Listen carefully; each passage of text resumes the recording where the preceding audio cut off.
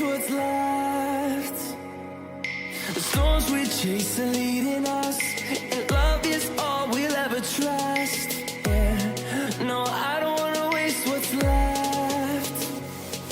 And on we'll go, through the wastelands, through the highways, till my shadow turns to sun rays. And on we'll go, through the wastelands, through the highways, and on we'll go.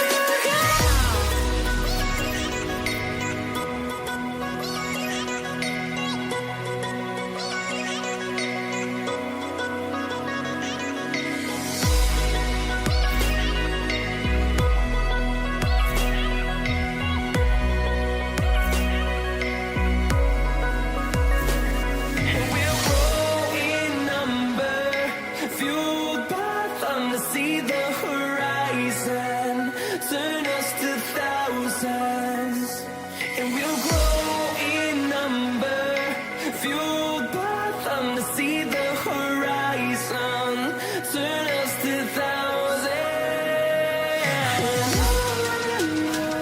and we'll go through the wastelands, through the highways, till my shadow turns to sun rays. And we'll go through the wastelands, through the highways, and on we'll go.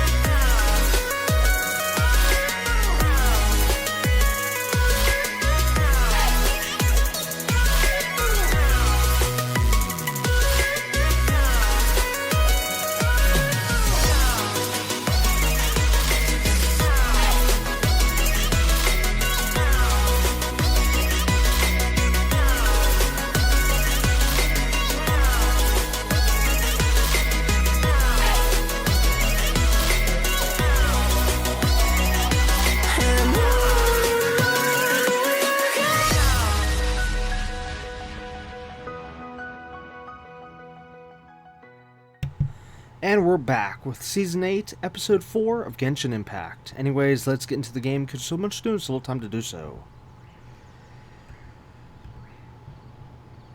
Alright, last episode, we finally got back to the main Archon storyline, quests, yada yada yada. Which, of course, right now we're on Sumeru. And basically, the entirety of last episode was just Sumeru City and Port Ormos, I think it is. Basically just Sumeru's storyline, essentially. So tons and tons and tons and tons of dialogue in last episode, and that's going to be the same thing for this episode. Tons and tons and tons and tons of dialogue from the story. We are trying to push through the story So that's what we're doing right now. See anything else from last episode? Nope. Okay, so yeah, right now we're on Chapter 3, Act 1. Through mists of smoke and forests dark. Yeah. Okay. Well, anyways, let's continue all that.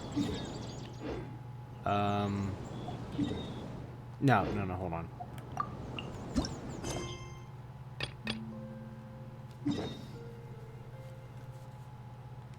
Okay, now we can continue. I had to select the thing there.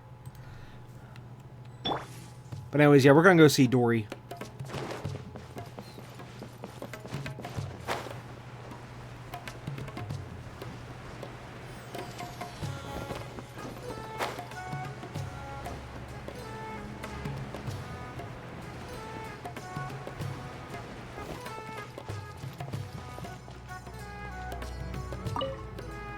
Hello. What are you two looking to buy?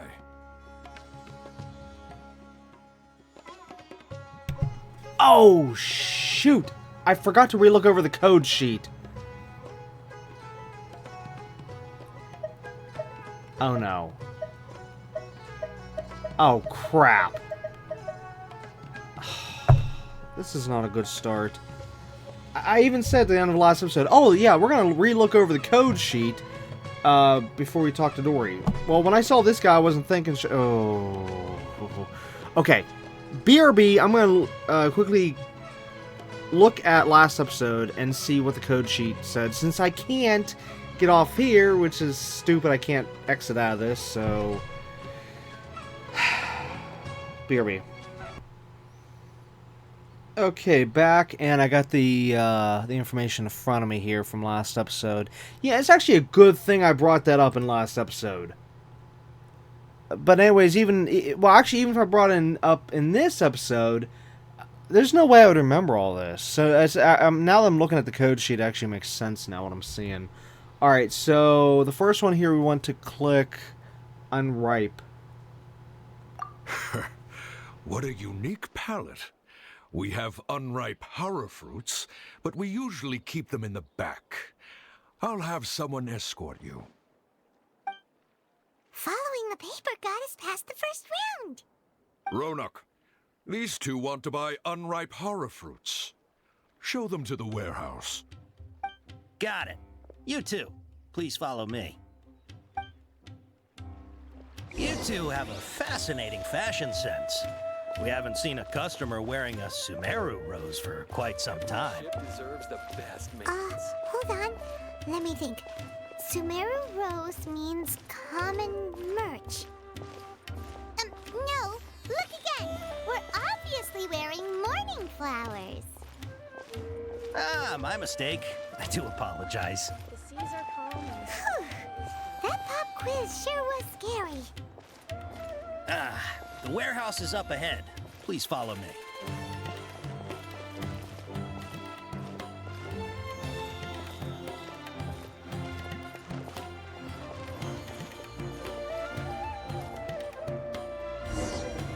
Before I retrieve your products, I need to confirm a few things. Please forgive me, but we may not have sufficient stock for you today. Earlier, many of our horror fruits were taken by mice.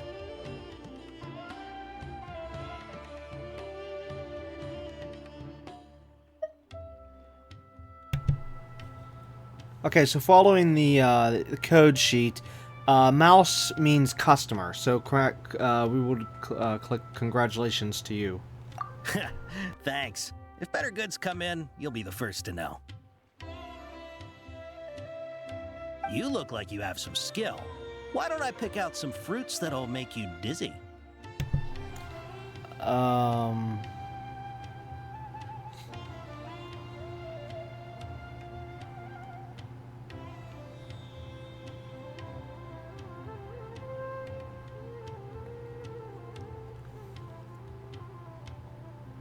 Wait, I don't get this one. This one's not on the list.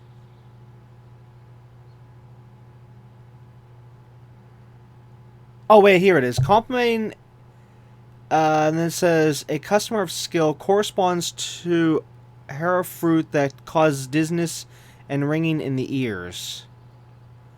Whereas the other one says complimenting a customer of...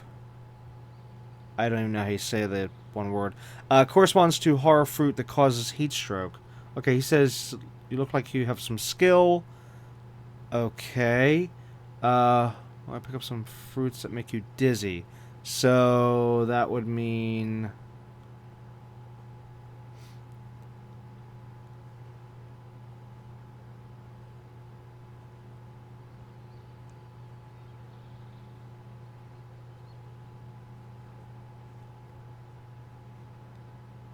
Okay, well, he said skill, and he says cause dizziness and ringing in the ears, so it's got to be the first one. Tintinitis, or however you pronounce it.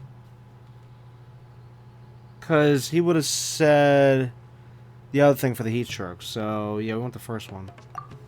Yep, that's the right answer. But eating horror fruit that makes your head and ears ring sounds like a bad life decision. Would you like your horror fruits to be packaged in the Sumeru City or Port Ormos style? Okay, Sumeru City means small amount. Port Ormos means purchase in bulk. Well, I'm guessing we're going with bulk, so Port Ormos then. Wow, you two sure are generous customers.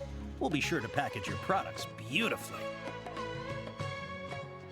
Okay, everything has been confirmed. Miss Dory is waiting for you up at...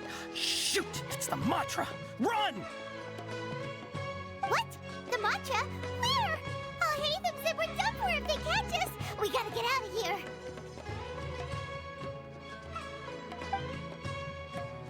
We don't know this area, so let's follow that informant.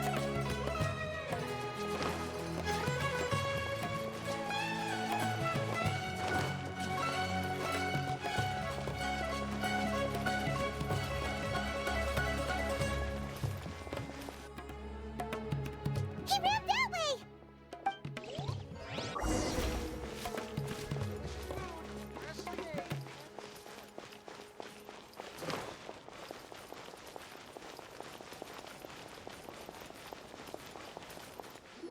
Look, he's over there.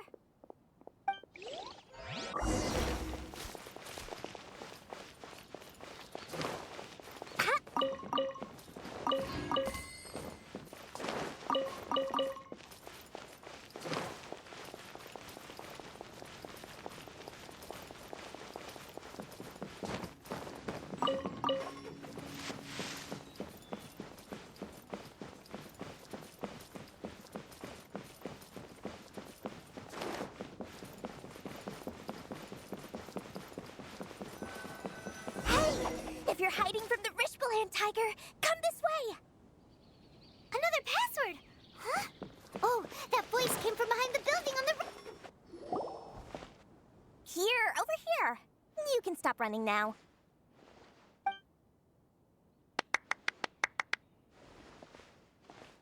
So you were the one who was calling out to us just now. But, are we definitely gonna be safe here? These two good customers wish to buy some horror fruit, Miss Dory.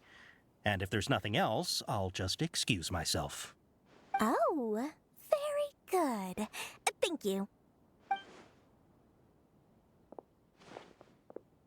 Huh? Wait, you're Dory? Paimon sure thought you'd look a whole lot scarier. Hey, what are you trying to say, Princess Pea-Brain? I can be scary enough when I need to be, believe you me. If you don't watch what you say, then you can forget about doing any business. But it seems you two have actually done pretty well so far. Not only did you manage to find the informant, your reactions were also pretty sharp. You don't really look like criminals or anything, but I bet my Mora that you've been involved in some shady dealings, haven't you? Paimon's not sure if that's supposed to be a compliment, but we'll take it. I can't risk doing business with people who start huffing and puffing after just a few paces, no matter how much more they might have. Not only will they get caught by the Matra, but they'll also get us into trouble. As decent folks trying to run an honest business, we don't need any of that. Wouldn't you agree? So that's why I prefer to have customers like you. It's your first time here, but don't worry, I won't ask too many questions. Even if you wish to buy enough knowledge capsules to decorate your house with, please knock yourself out. As long as you have lots of round, shiny Mora, then we're all good. Ah, yes, of course, of course. Go ahead, help yourselves. Voila! Wow, she has a trove of canned knowledge. Whew. She'd probably be in serious trouble if the Matra caught her with all this. What kind of products do you seek, my dear customers? Don't worry, I'm not interested in your reasons for buying. I can, however, offer some suggestions. Take this one, for example. An analysis of the sociological ideology and dialectics of the Hilichurls.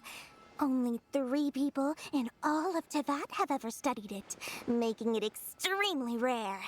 It's on sale now for 350,000 Mora. Yeesh, who would want to be an expert in that topic?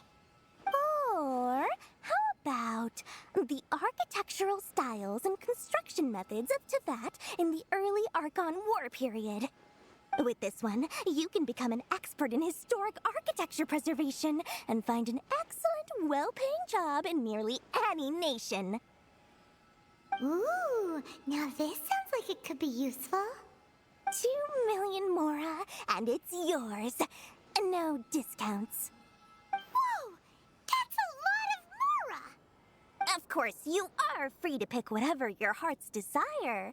The contents and price of each knowledge capsule are indicated in small text on the body of each one, down at the bottom. All right, let's try the method that Al-Haytham mentioned.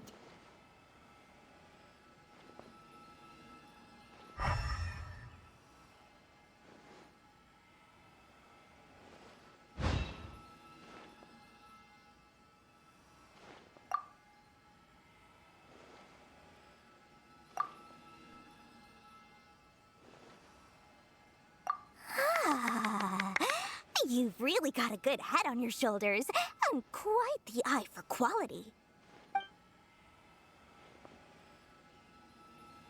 We'll take these, please and thank you. My oh my, you are blessed with a taste for both the exquisite and the extravagant. Customers like you are a rare breed. 1 in 100. No, 1 in 1,000 even. Listen, I have a special offer for you two. If you spend just 100,000 more, you can pick any knowledge capsule of your choice up to a value of 1 million Mora. Say what now? Hey, did you hear that? Spend another 100K and we get a capsule worth a whole million! But all the canned knowledge we just bought is easily worth 500,000 Mora. If we spend just a little more, we can get something worth 1 million Mora. Isn't that a fantastic deal? Think about it. We've gone to all this trouble to get this canned knowledge. And so far, everything we bought belongs to Al-Haytham. Aren't you even the least bit curious about how this whole canned knowledge thing works? We're talking instant knowledge here. Don't you want to try it yourself?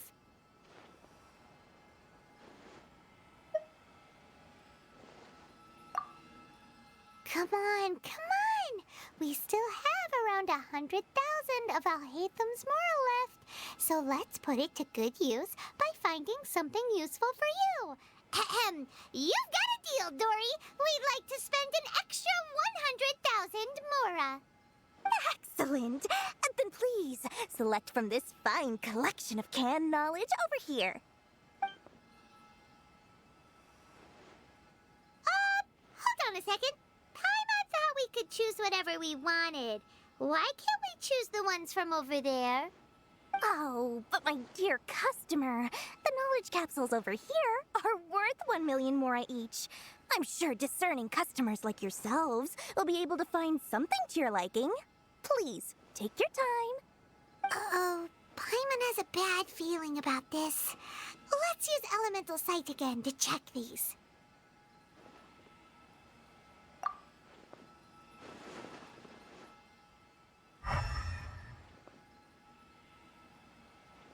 So, what did you see? So, they're all worth about the same amount? Well, anyway, the mora's already been spent, so let's at least try to find something useful. Let Paimon take a look here. An introduction to traditional Sumeru brewing techniques, the art of growing spices, an overview of ancient runes. Oh, how about this one? Sword Fighting Techniques 8. Not sure we'd ever find volumes 1 through 7, but at least this knowledge should be useful, right? Let's go with this one. Dory, we'll take this one. All right, very good. I'm expecting some new goods in the next couple days, so be sure to check back again soon. Whether it's canned knowledge or anything else you need, bring your mora to Dory and doors will open. As dealings with Dory went smoothly enough, let's head to Wakala Funduk and meet up with Alhaitham. Hopefully now he'll finally tell us about what the Academia lost. I'll find you your perfect color.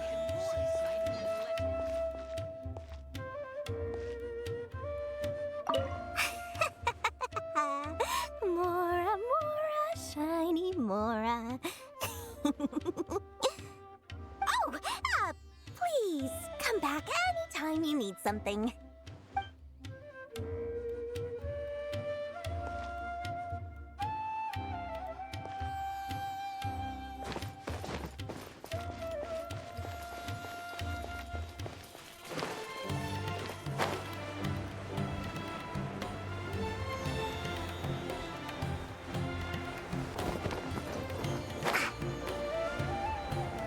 Looking device report.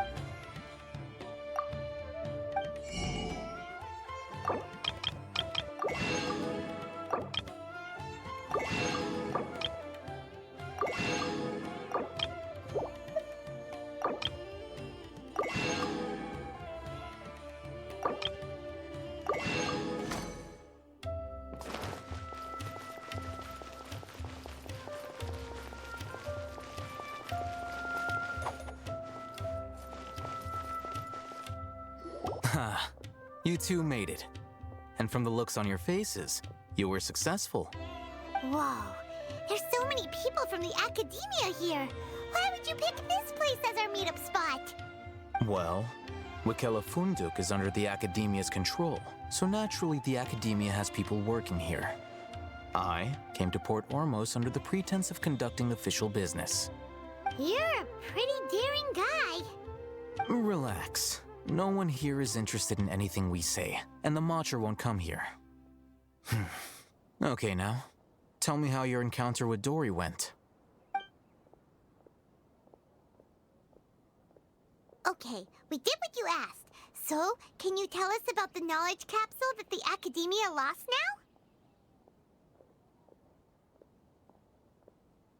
now? Before that, I have to ask. Why are you two so intent on tracking it down? You don't have to answer, of course. Yeah, she just wants to meet the God of Wisdom and ask her about something important. We've been in Sumeru for a while now, but we still haven't found a way. When we heard that the Academia had lost something that might be related to the gods, we came here in case it turned out to be our lucky break. In that case, you're on the right track. A short while ago, the Academia lost a knowledge capsule in the desert. It's supposedly a divine knowledge capsule. Use it, and you'll gain the wisdom of the gods. Wow, there's really such a thing as that?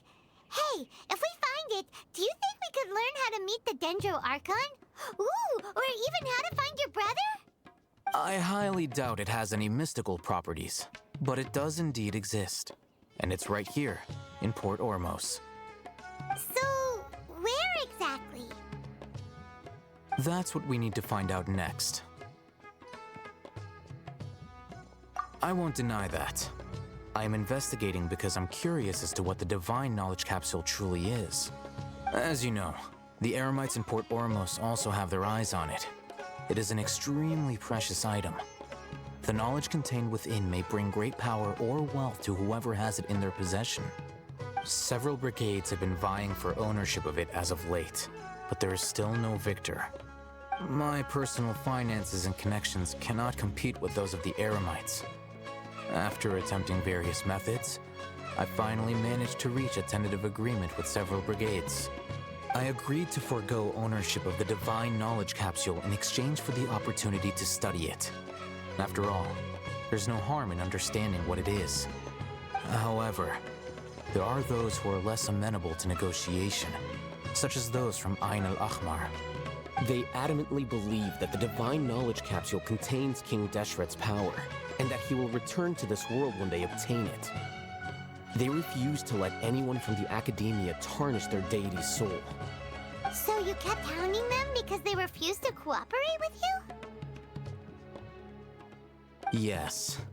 Ain al-Ahmar isn't exactly wealthy, but its members are determined to get that capsule by any means necessary. To that end, they've resorted to many methods more foul than fair in order to amass sufficient funds. So, I've been sabotaging their business to force them into negotiating with me. The Divine Knowledge Capsule should be up for a secret auction within the next few days. Each brigade will place their own bid, and the prize will be covertly given to the winner. To ensure the capsule's security and to evade the Matra's notice, the winning brigade will not publicly disclose their victory.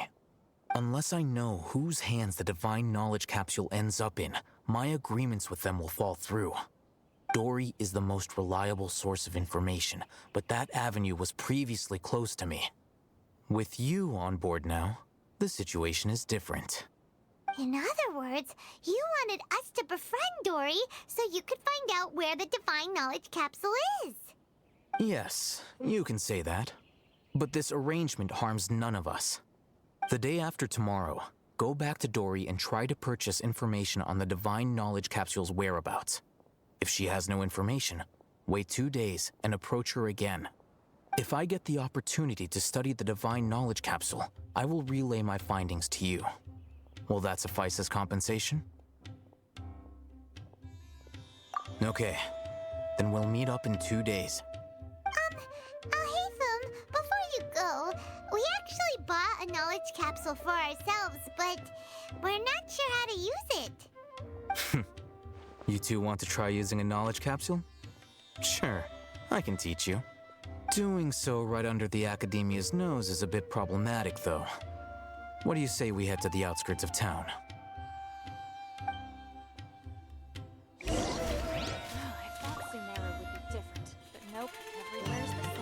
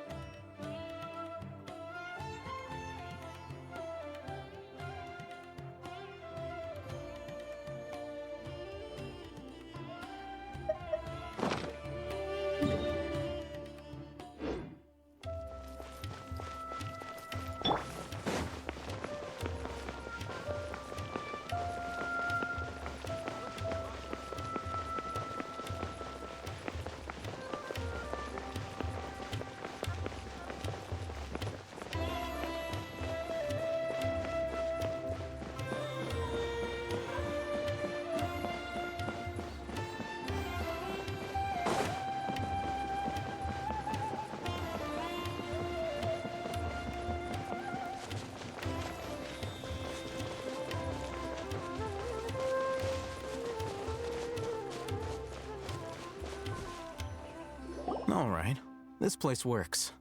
Show me the capsule you purchased. Here. Sword Fighting Techniques 8. Huh. A combat class knowledge capsule. This class is something of a rare find these days, since most have been taken by the Eremites to augment their battle capabilities. Really? Aw, yeah, what a great buy! If you want to determine the efficacy of this capsule, I can evaluate your combat ability. However, effects will likely be minimal if you already possess a high amount of strength. We can conduct a controlled experiment where you fight 2 battles, one before using this knowledge capsule and one after. While you fight, we can use an Akasha terminal to monitor your various physical parameters. There may be variances in your physical strength between the 2 tests, as well as a disparity in your opponent's abilities. But don't worry, I'll run statistical analyses afterward to mitigate any confounding effects. Wow! Haytham! You must have been one of those guys at the academia who got top grades on everything. Paimon's curious about something, though. You definitely weren't one of those students who needed canned knowledge to graduate from the academia, right? So why are you risking getting caught by the mantra for this capsule? When you are unable to understand a researcher's actions, most cases can be attributed to curiosity. This is but one theory. Sounds like you're trying to avoid the question. All right, let's begin the test. Just fight as you normally do.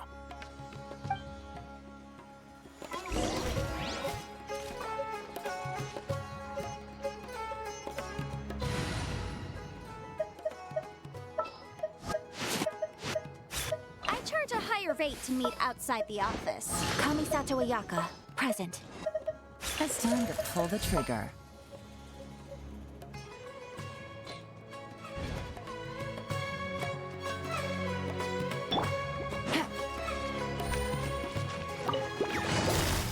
Gotcha. My apologies.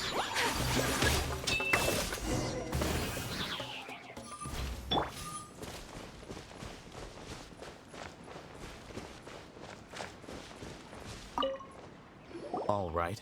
I'll link your Akasha terminal to record data. The next step is to use this knowledge capsule. Hold it in your hand. I'll help you establish a connection with it so you can activate its power.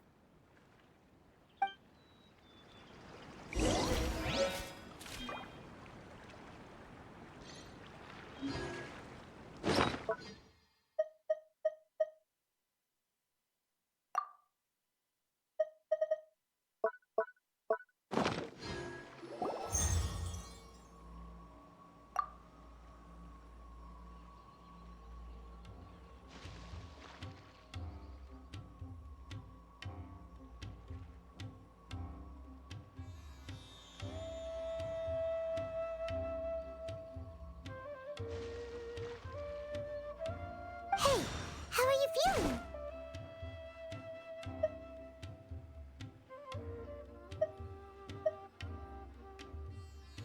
You mean that it worked? All right. Time for round 2. Fight with the same composure as before.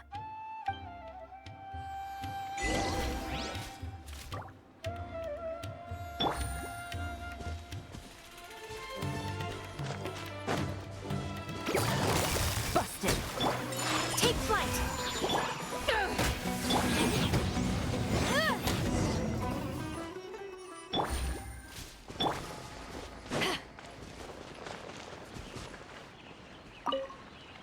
Now, I'll start recording data again. Haytham, how's it going? Well, the knowledge capsule you purchased did improve her combat capability. During the second fight, her overall fighting performance increased by 0.073%. Wait, how much?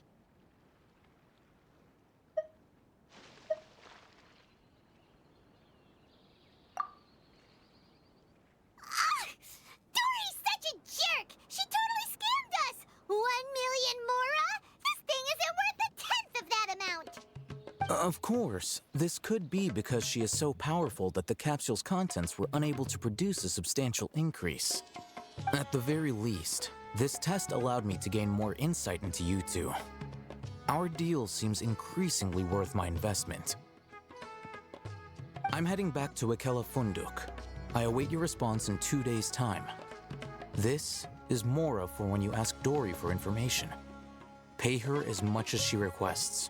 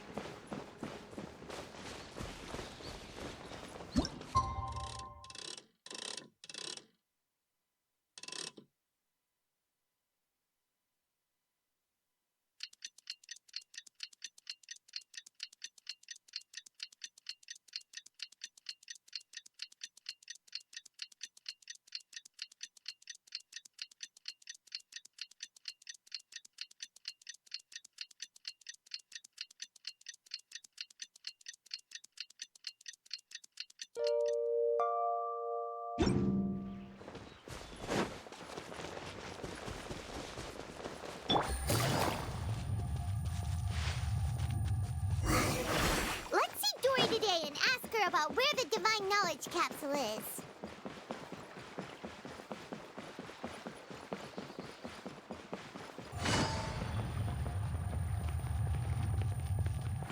Take it easy.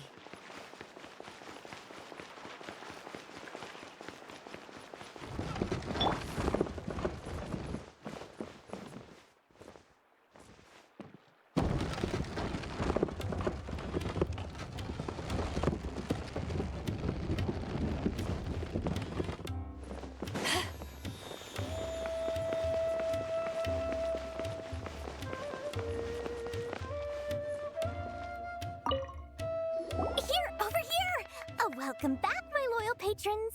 What can I do for you this time? You name it. Can knowledge, supplies, or anything else you need. I'll find a way to get it. Where there's a waterfall of Mora, there's a way. Can you really get us anything we want? Anything at all? Aha! So it appears that canned knowledge alone is no longer sufficient for your opulent appetite. Then please oblige me. Tell me what you have in mind. Oh! I knew customers with pockets as deep as yours would undoubtedly crave something more profound than ordinary canned knowledge. But you know, that kind of information isn't going to be cheap. After all, I had to work really hard to weasel my way into the auction site. Not to mention that if anyone found out that I was the leaker, I would be in big, big trouble. But how can we be sure your information is accurate? Paimon's curious how you just happen to have this kind of info the moment we need it. Because to me, anything of value is what I consider to be my supply. Therefore, I must always be aware of what's hot on the market in order to secure more sales. As for the information's authenticity, well, you've no need to worry about that. I used a camera to take a picture of the transaction. That way, no one can dispute it.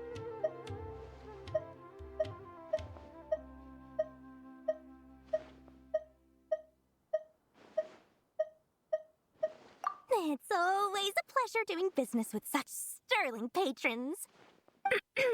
Now that you've paid in full, here's the scoop. The Divine Knowledge Capsule was purchased yesterday by a certain Misery, the leader of Ain el Ahmar. Ain el Ahmar? You mean the Eremites who worshipped King Deshret? Ah, so you're already familiar with them. The group has done everything in their power to obtain the Divine Knowledge Capsule. After all, they believe it contains the power of King Deshret. That Divine Knowledge Capsule is unlike any other canned knowledge I've seen before. It was glowing bright red. The capsule is clearly visible in the picture I took. You can look for yourself. Thanks for the info, Dory.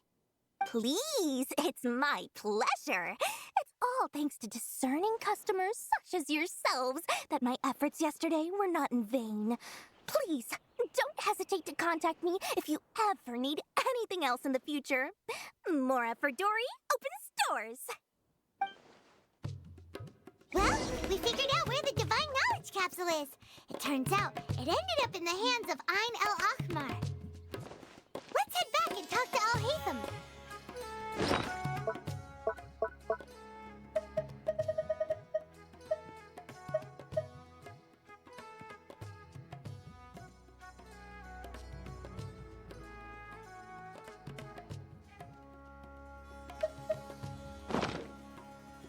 Trust me, I'll find you your perfect...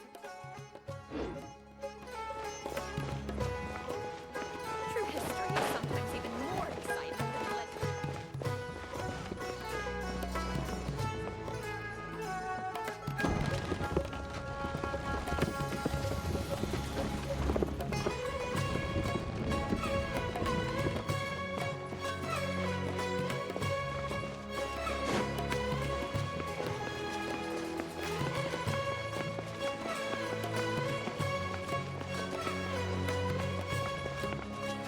Al-Haytham, we got the info you wanted. Really? All right. Let's hear it. Dory even gave us evidence to verify the intel. Have a look. Huh, look at that. Clear as day. It must have taken some guts just to infiltrate the scene of the Eremites' transaction. But then to get close enough to take a picture like this. Bold move, Dory. Very bold move. All right. The person in this picture is indeed Misery, the leader of Ain el-Ahmar. And the glowing red capsule he's holding appears to be the Divine Knowledge Capsule. In which case, if we play our cards right, when we confront them next week, we should be able to force them to show their hand. At first, Paimon didn't get why you were provoking these Ain el-Ahmar guys. But now, it sort of makes sense. Everything's playing right into your hands. After we defeat them, we can finally have a serious talk with their boss and get them to lend us the Divine Knowledge Capsule. Thank you for your time and efforts. Take a few days off while I make some preparations. Let's meet up again on the afternoon of the arranged date, 3 o'clock sharp. See you then.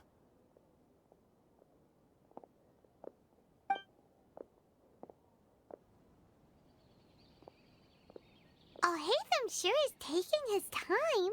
Where could he be? Oh, there he is.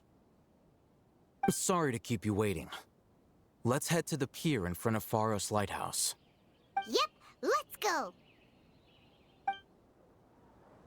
I thought Sumeru would be different, but nope, everywhere's the same.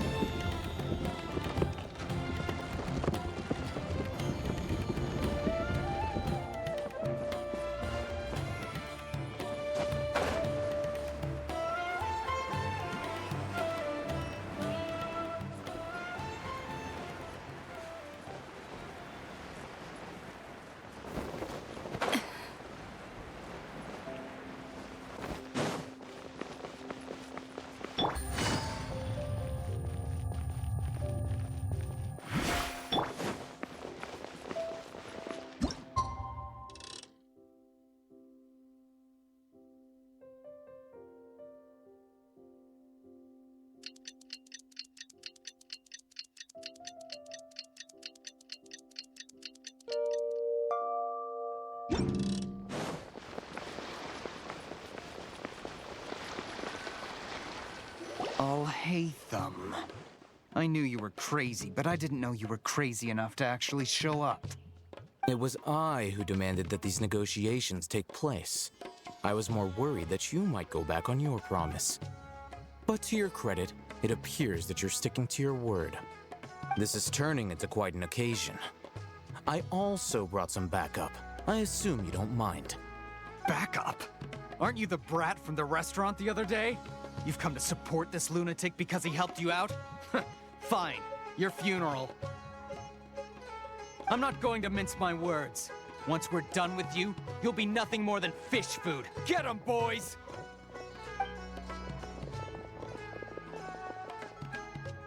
Uh-oh, here they come. Good luck, you two.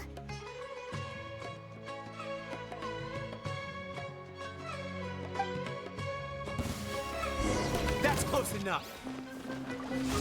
Back at ya!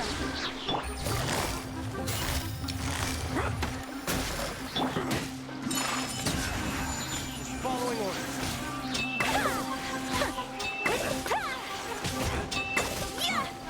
You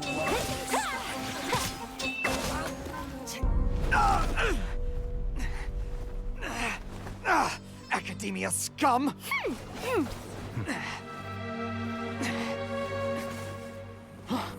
Boss! Finally! Did you use it? Great! Now we can...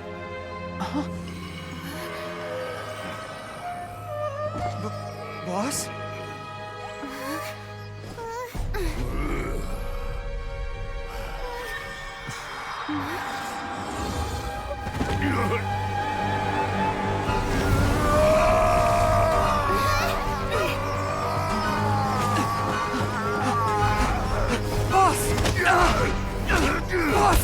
What's wrong?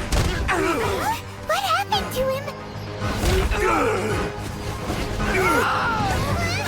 We have to cut his Akasha connection, now.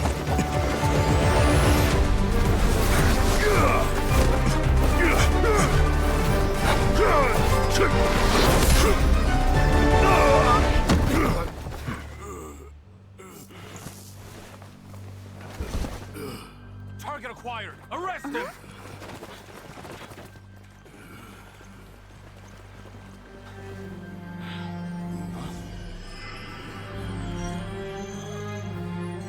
Do not impede our work. Is that understood, Al-Haytham? Of course. I was only trying to help. Take him away!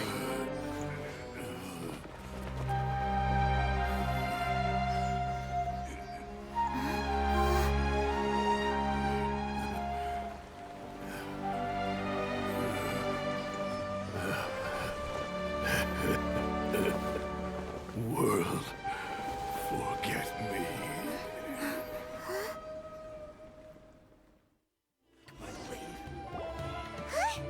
What in Tibet just happened?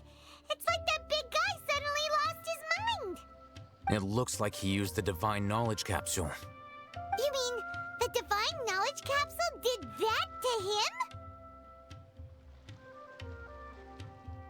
Oh, yeah. You mean how some researchers go insane after getting knowledge from Irminsul?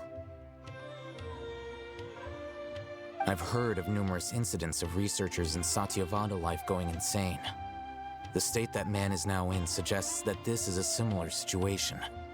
This Divine Knowledge Capsule does appear to be linked to the gods, but beyond that, it doesn't seem anything like the rumors suggest. Possessing it doesn't grant you divine wisdom or power. Did you hear what he said? World, forget me. What could that possibly mean?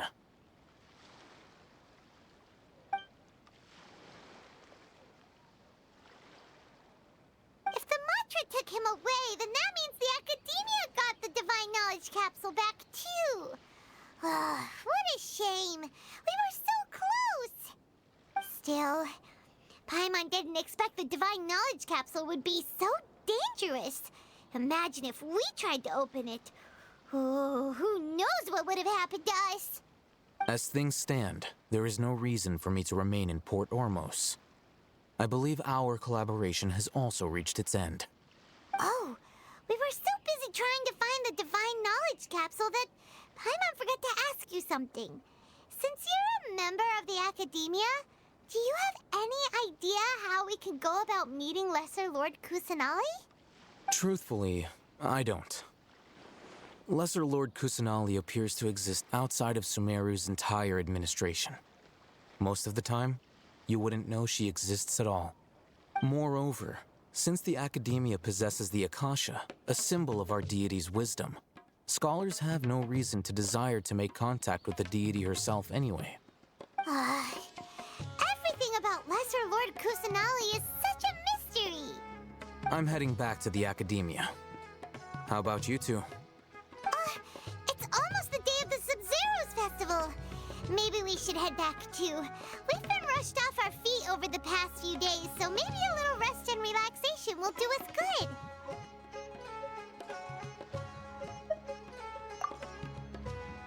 Then we'll part ways here, Al-Haytham, until we meet again.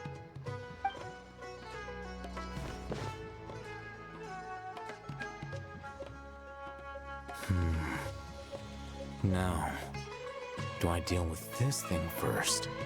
Or should I produce the report that the higher-ups require?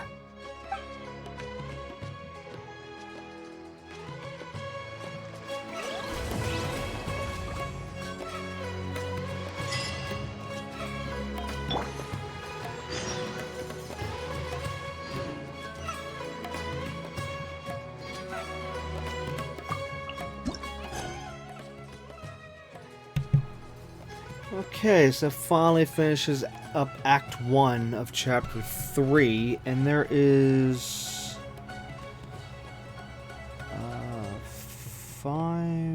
6. There's 6 acts total, I think. Oh wait, no. 5 acts to Sumeru, but it looks like Act 6 here revolves around the Traveler's storyline.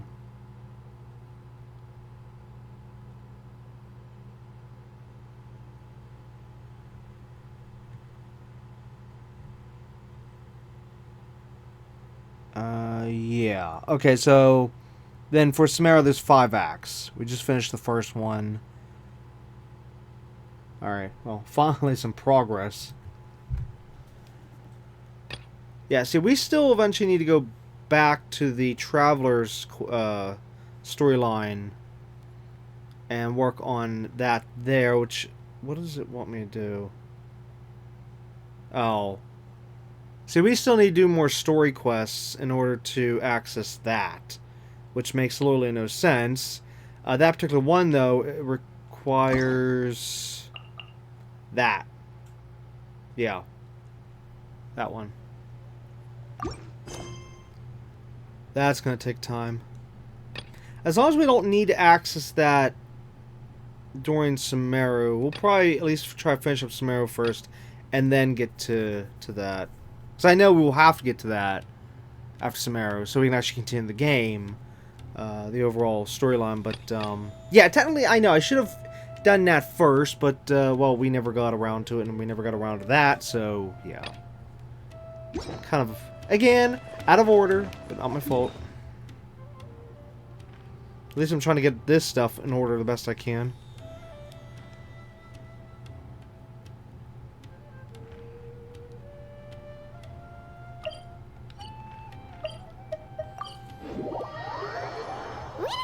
The Sub-Zero's festival, right? Let's hurry and find Dunyarzad. Paimon thinks she must be around the Grand Bazaar, since she showed us around there last time.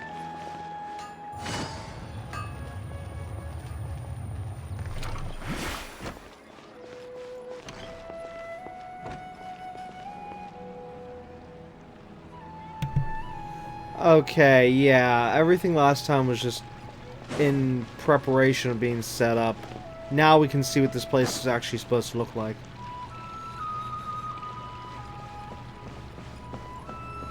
Which, it looks nice. Which, the worst part, though, is I didn't look at this area before we started the quest line. So I don't know what it was supposed to look like before. Unless it just literally did look like what we saw before, but without the stuff on the ground, maybe. So, I'm hoping that what it looks like now stays this way. This looks nice.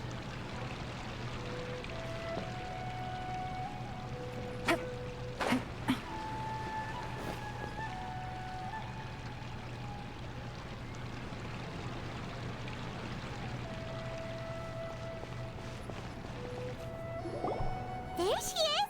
Dunyarzad, we're back! Just as promised, Traveler and Paimon. I'm so glad that you two came back to celebrate Lesser Lord Kusanali's birthday.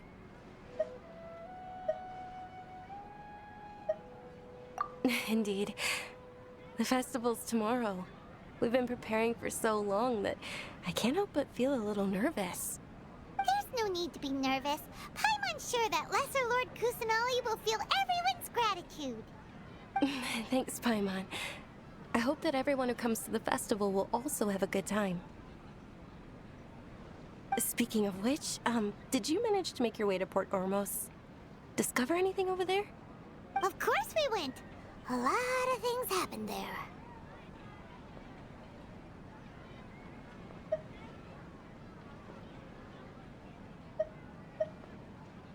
I see. Sounds like you two had another exciting adventure. If there is another chance, I would love to join. My lady, if you went to Port Ormos in your current state, we'd both be in for a lifetime of trouble. Dia! You were eavesdropping! It's called covert protection. Keeping an ear out for what's going on around my employer is part of the job. It's all right, Dia. I merely said I would like to go. I know better than to think my body could handle it. The festival's tomorrow. I've been doing nothing but causing trouble for you. So Dia, please take some time to relax. I'll be fine. Even when you put it that way, it still doesn't feel right. Don't worry, my guardian knight. Okay, fine, but only tonight. Tomorrow's a big day, and many no-good scumbags are gonna try to take advantage of that. Oh, you two must be exhausted from your long journey back to the city. My apologies for not realizing this sooner. I've already prepared a room for you to rest. Please follow me. Whoa, you're so thoughtful. Paimon's so ready.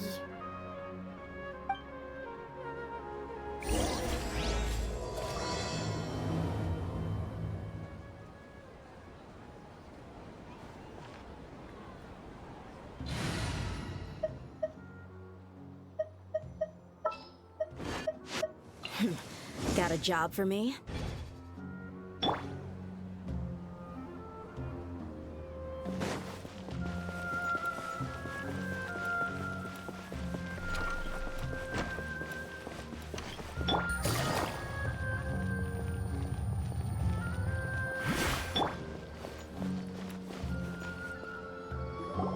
Here we are.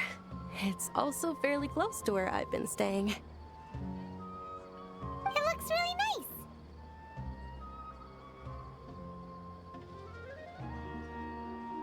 nice. Not at all. Just tell me more about your adventures when you next get the chance. That's Paimon's specialty. Paimon can tell you stories next time. Oh, if you don't mind, how about we all walk around together tomorrow? All of my friends will be working the festival, and Dia is still insisting on her covert protection. Yeah, it'll be pretty hard to relax and enjoy the festival if Dia's constantly hovering over you, right? Then let's meet at the nearby bazaar first thing tomorrow morning. Have a great night. It's a deal. Good night, Dunyarzad. I may be too excited to fall asleep tonight. See you tomorrow. Paimon's starting to really look forward to the Sub-Zero festival too. Will there be lots of yummy food? Oh no. Thinking about food is just gonna keep Paimon up all night. The earlier we sleep, the better. Let's go inside, traveler.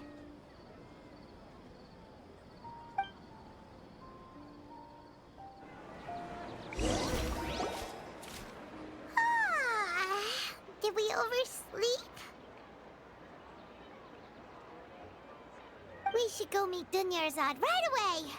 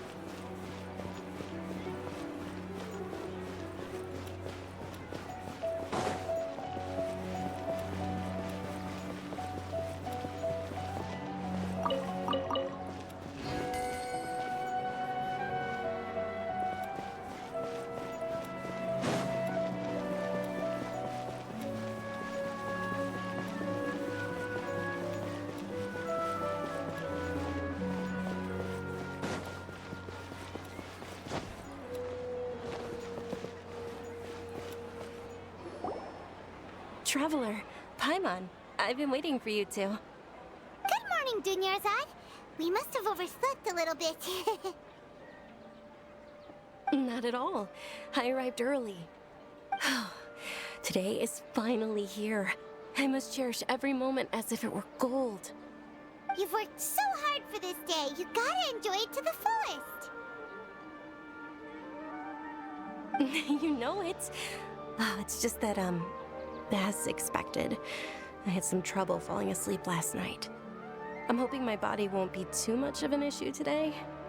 Well, shall we? Let's start with the stalls over there. Many vendors came out of the blue to support the event, and they insisted on covering costs themselves. Let's go give them some business. They paid for everything out of pocket? Oh, sounds like they're not in this just for the Mora. They all said that contributing to a lively festival atmosphere is more important than money. Especially since we don't often get to celebrate Lesser Lord Kusanaga's birthday. Ooh, they're selling food over there! This is a stall offering foods from the Haft Mewa feast. Oh, you could tell straight away. I thought most people nowadays wouldn't know. Mushrooms, flowers, and all kind of fruit? It's all vegetarian stuff. Aw, Paimon's a little disappointed. So, what's the Haft Mewa feast you mentioned just now? It's another Sub-Zero's festival tradition. People used to set their tables with 7 different foods. Generally speaking, the most common selections were foods like Rukashva mushrooms, Nilopala lotuses, Sumeru roses, Sunsettias, Kapulatas, Hara fruits, and Zaytun peaches. So, the Sub-Zero festival is a vegetarian holiday? You don't have to be a vegetarian to enjoy the spread. We just use the 7 foods to symbolize the 7 virtues of the Dendro Archon. Wait, but if that's the case, if Sumeru uses vegetarian food to represent the Dendro Archon, then wouldn't the Pyro Archon's festival be full of food like roasted fowl, juicy meatballs, grilled steak? Oh, Traveler, we have to go to Natlan as soon as possible! I hope your wish comes true one day, Paimon. Thanks! Alright, how about we also check out some of these other stalls?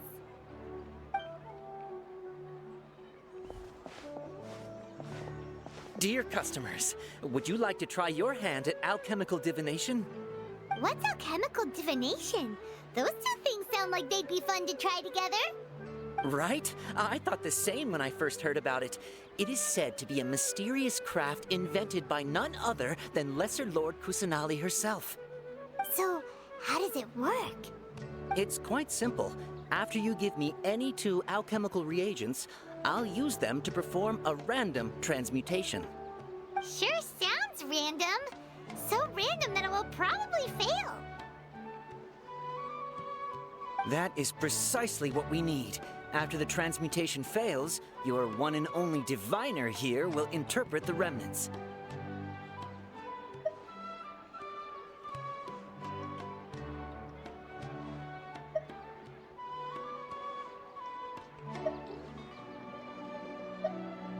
Well, according to Lesser Lord Kusanali, everything is interconnected, and all that occurs can be traced back to fate. You could say this is a pearl of old wisdom. Why does everything sound so much more credible when Dunyarzad says it? Are you guys working together? So that's the true wisdom behind it. This young lady sure knows her stuff. So, how about it? Want to give it a try?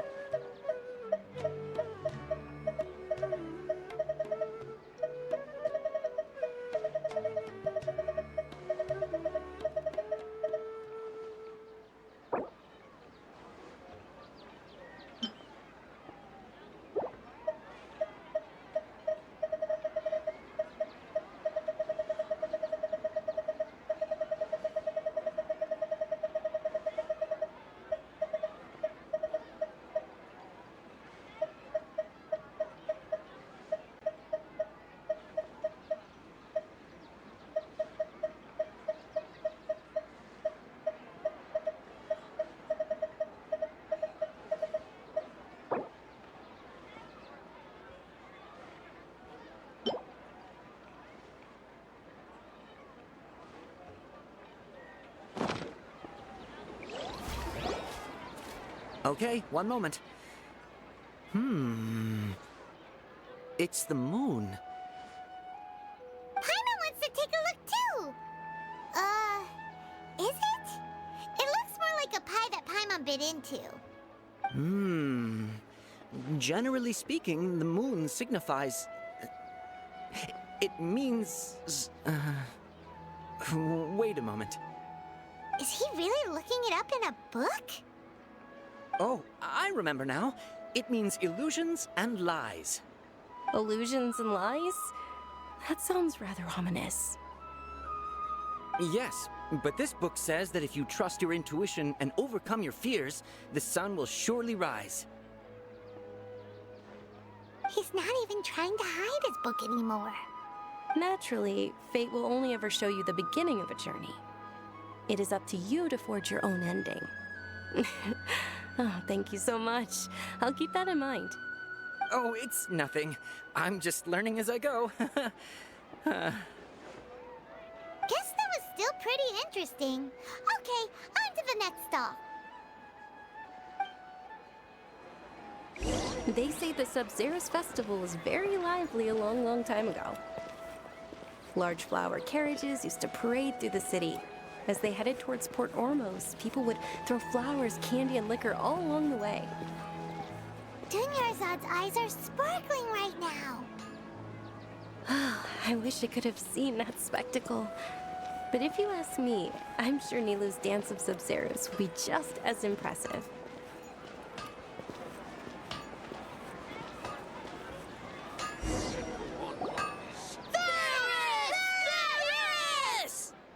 Attention! Soldiers, fall into formation if you want any Yalda candies.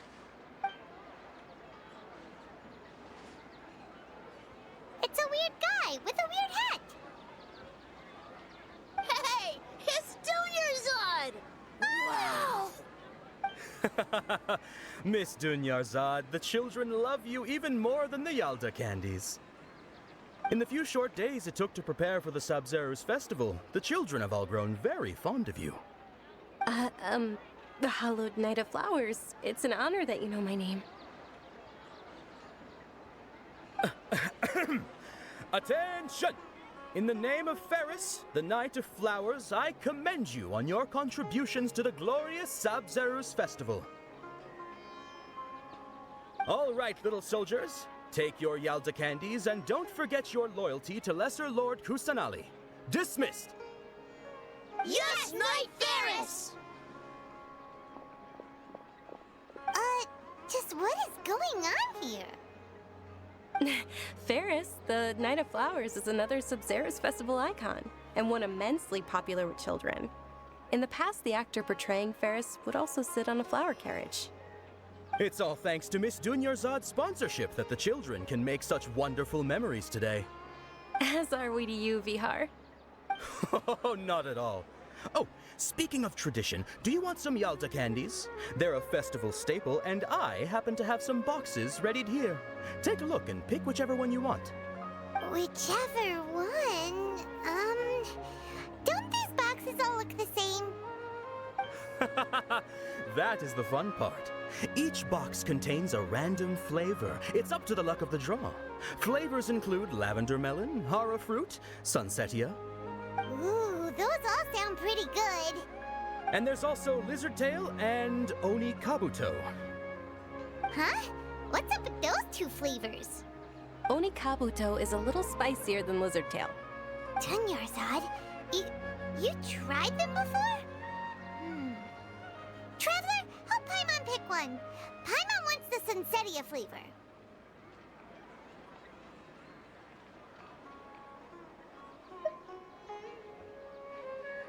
It's all right. Paimon believes in you. I also believe in your intuition. Great! These boxes of candy are numbered 1 to 5 from left to right. Which one do you want?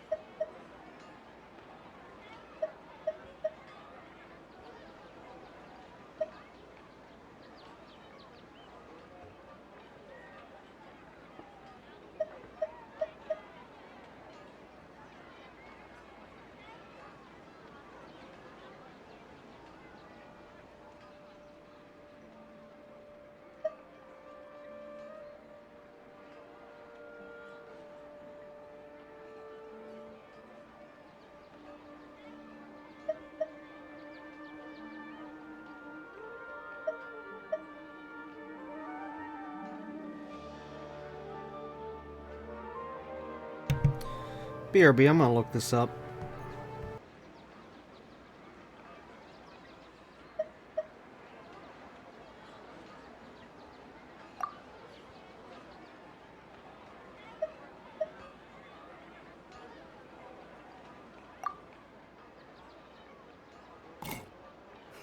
Excellent work! That is indeed Sunsetia. Paimon bet you survived so many epic battles because you had incredible luck, and Paimon was right. Attention! Here's your Sunsetia flavored candy. Thanks a lot, Knight of Candies. It's Knight of Flowers, not Knight of Candies. Paimon really wilted the carriageless Knight of Flowers. They all basically sound the same. We got our candy, so let's keep going. Oh, actually, I just remembered that I left something behind. Since you're here, can you come with me to get it? Dunyarzad, you probably forgot because you're so excited about the Sabzeruz festival. How embarrassing.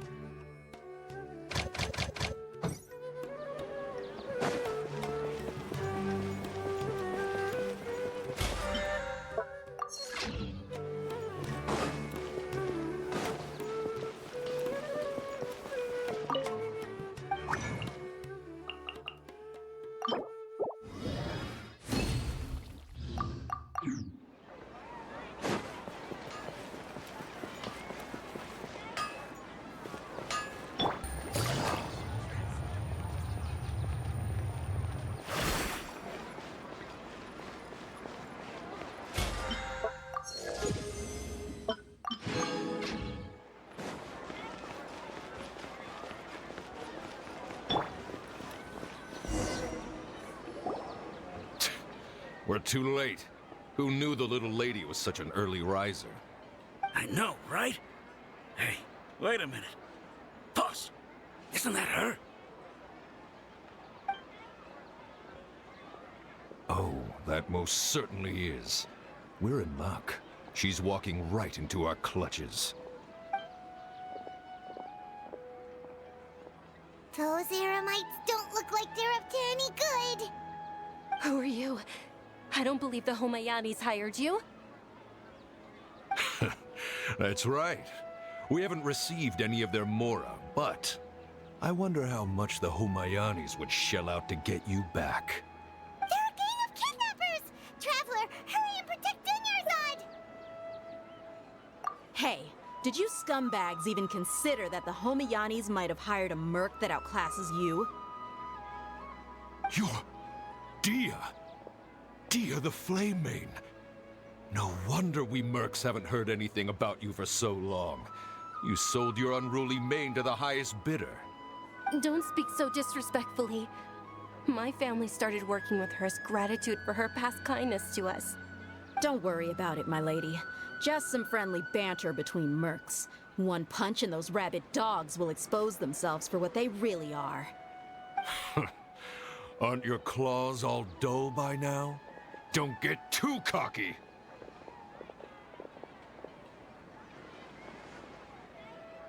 Traveler, take Miss Dunyarzad to a safe location.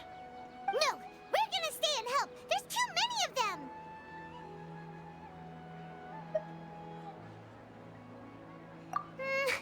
You're right. Alright, fine.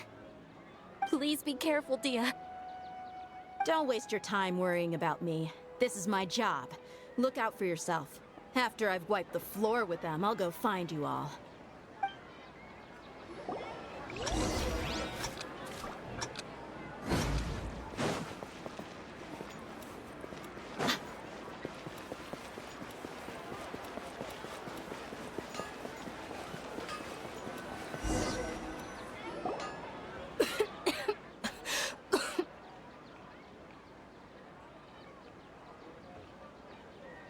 Dunyarzad, are you okay? You look a little pale. Are you in shock? I'm fine. My body always reacts like this whenever I exert myself too much. You sure you're okay? I'll be fine after some rest. I'm more worried about Dia.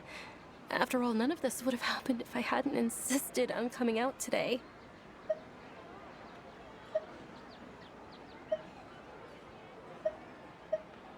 Yeah, don't worry.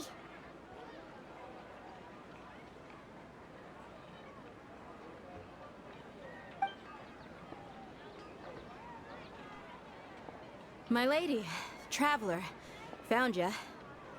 Dia! You took care of them so fast! Any more of them? Or rather, did anyone follow you? Dia, your arm. Oh, this? I'm fine. It's just a scratch. Normally, they wouldn't have been able to land a hit on me at all, but I'm still getting used to this new greatsword. Please, let me take a closer look. Come on, it's nothing. Us mercs aren't as fragile as you think. Hold on, you said something about a new greatsword. What happened to the one you were using before? About that. Well, I sold it, because I was low on Mora. Stuff like this happens every now and then. It can't be. The anonymous donation that was used for the venue's final round of preparations?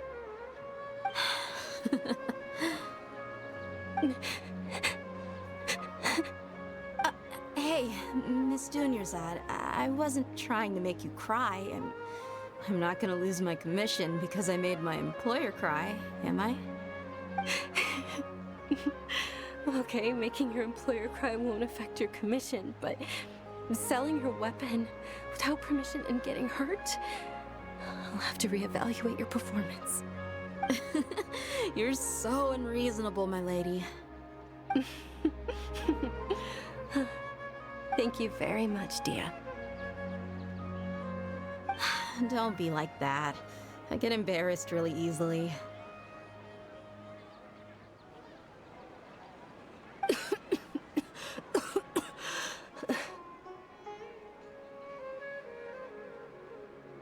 Are you feeling unwell again, Dunyarzad? My lady, your condition. Traveler, can you take her somewhere to rest? I'll look around the area to make sure we're safe from an ambush. Truly. I'm sorry for the trouble, everyone.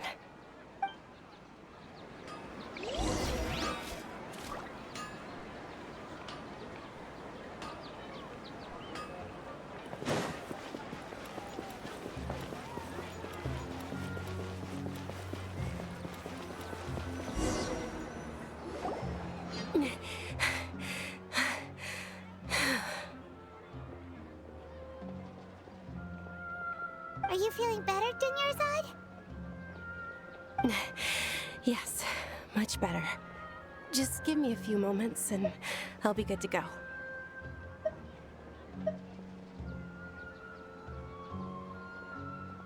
I didn't realize you were concerned about it. I guess I shouldn't continue to keep it a secret. I was actually born with Elazar. It's terminal now. Can't believe it's Elazar! Oh, you've already heard of Elazar. In that case, you probably know about its severity. Sumeru's current medical advancements still haven't been able to find a cure. The disease's progression can only be delayed through environmental therapy. Dunyarzad. There's no need to be sad. I've always lived with Elazar and I came to terms with it a long time ago. Compared to the simple fact that I'm afflicted with this, its effects on my life have been much more painful. I know that my family loves me dearly. They've done all they can to provide the best environment for me so that I can live for that much longer. However, I know I will one day succumb to this. Did you know? Before I ran away from home this time, the world outside of my home didn't even know that I existed.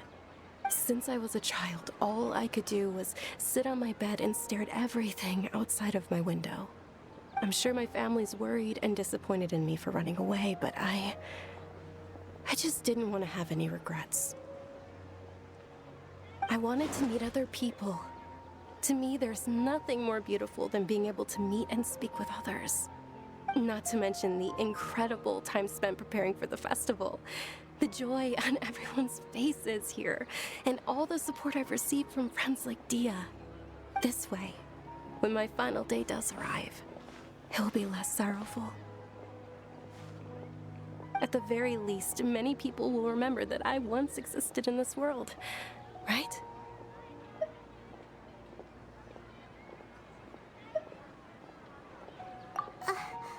As long as you don't forget Paimon, Paimon also won't forget about you.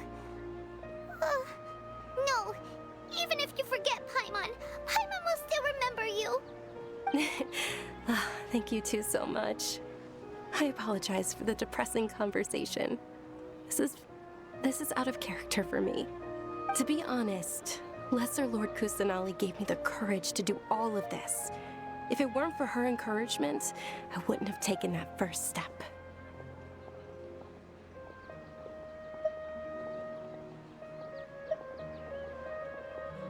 Thanks. There will always be frustrations in life, but I know that the point of living is not to leave behind any regrets.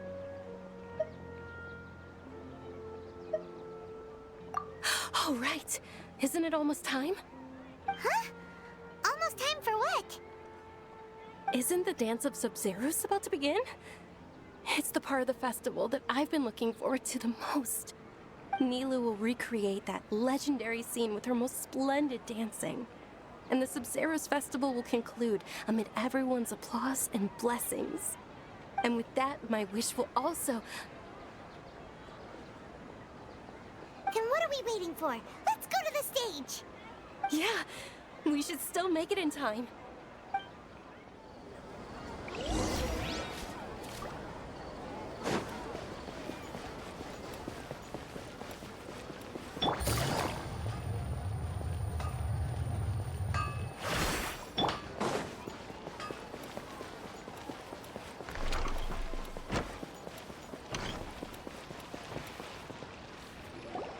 Were you not aware that the law prohibits this type of performance from taking place without prior permission? Over there! Someone's yelling at Nilu! I think I just saw the Academia's Grand Sage. Why is he here in person? But the Dance of Sub-Zerus is one of the key parts of the Sub-Zerus Festival. If we can't perform it... The Sub-Zerus Festival. The law also prohibits the private hosting of large-scale religious festivals. Only the Academia can host such an event. If you continue to resist, we will have to order an investigation into every single event organizer. The Grand Sage has already granted you much leniency. I advise that you exercise tact. How did things turn out like this? The Academia was originally responsible for the Sub-Zerus Festival, but they failed this responsibility for many years. I need to speak with them.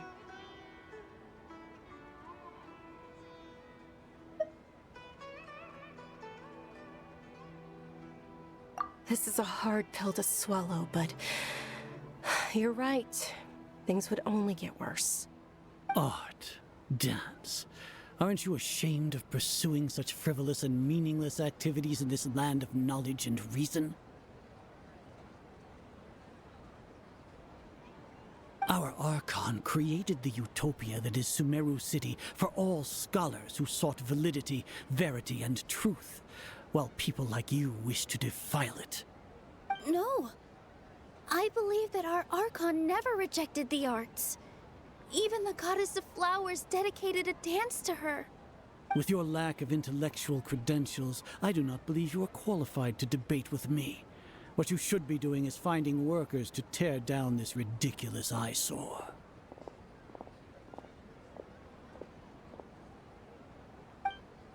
When we return, have the scribe draft an ordinance before the next Nyargarbaha Day that prohibits public art performances.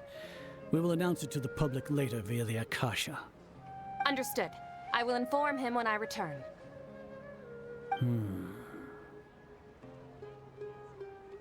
The Sub-Zerus Festival. Go celebrate the birth of that god to your heart's content. Nilu, are you okay? Oh, Dunyarzad. You all saw that just now? The Grand Sage ordered us to stop the performance. Yeah. Let's go somewhere the Academia can't find us and perform there. But how do we let everyone know? And what about the atmosphere on the stage? Or we could get people to block them off so they can't interrupt the performance. No. They just threatened to investigate the organizers. If we were caught... Nilu, it's all right. Don't worry about it. But you've been looking forward to the Dance of Sub-Zerus so much. And I know how important this festival is to you. I don't want you to have any regrets. It's okay. Seeing you care this much about my feelings is more than enough. It would be too risky to continue the Sub-Zerus Festival at this point. I don't want to get everyone in trouble. If you say so. But you can sneak out for the next Sub-Zerus Festival, right? We'll make sure the next one is a smashing success. The next one. Yes. Okay. It's a promise. It will be a smashing success. I can't believe this is how things turned out. Those heartless geezers. It really is okay. There's nothing we can do about it. Still, I'd be lying if I said I had no regrets. I would have loved to see Nilu's dance.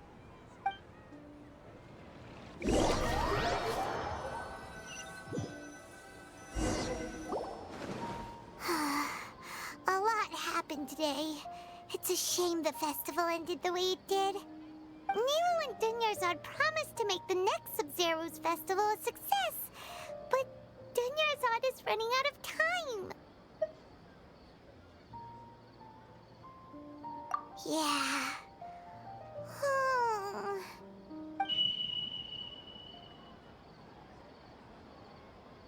All connections sections have been secured to construct the most stable framework possible.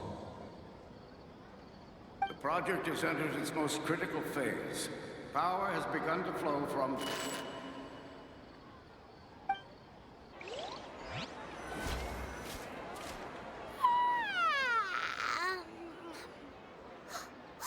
We're gonna be late!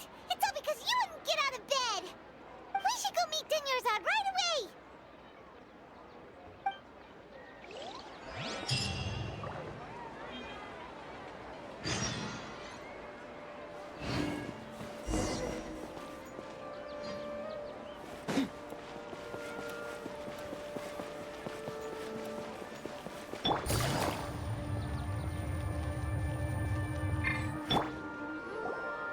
Good morning, Dunyarzad. Sorry we're late. Not at all. I arrived early. You seem kinda tired. Did you not get enough sleep? I'm doing well. There's no need to worry. Shall we go? Let's start with the stalls over there. Sure! Traveler? Why are you just standing there? Let's get going!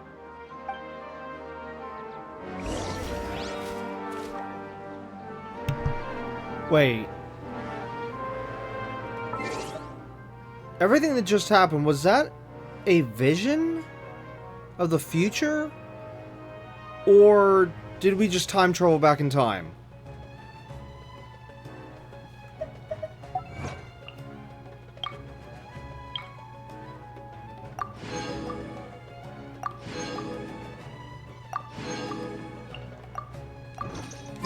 Ooh, they're selling food over that way. Let's go take a look.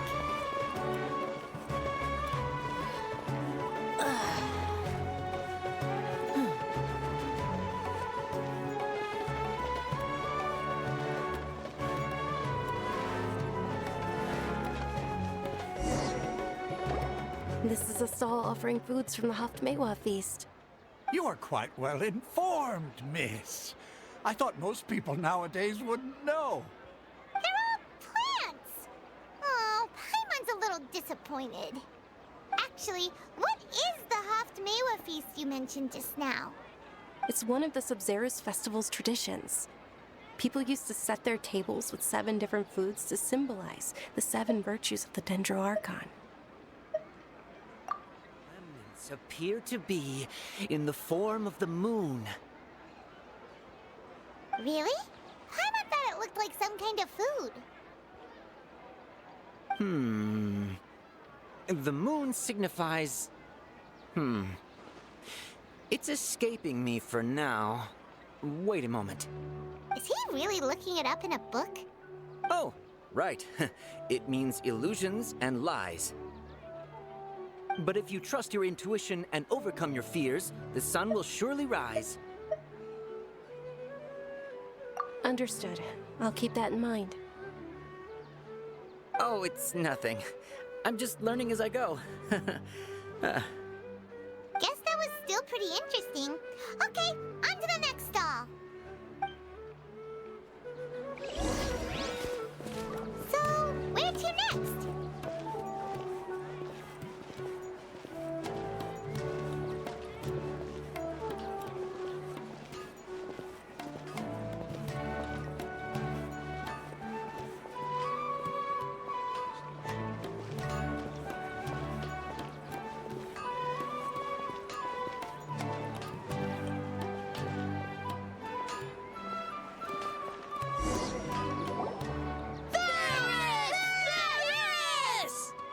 All right, soldiers. Now that you have your Yalda candies, don't forget your loyalty to Lesser Lord Kusanali. Dismissed! Yes, Knight Varys! What's going on? Is this a play? Ferris, the Night of Flowers, is another Sub-Zerus festival icon and one immensely popular with children. It's all thanks to Miss Dunyarzad's sponsorship that the children can meet the Night of Flowers. Oh, do you want some Yalda candies? I happen to have some boxes ready here. Take a look and pick whichever one you want. What's to pick? Don't these boxes all look the same? It's not that simple. Each box contains a random flavor. It's up to the luck of the draw. Flavors include lavender melon, hara fruit, sunsetia. Ooh, how interesting.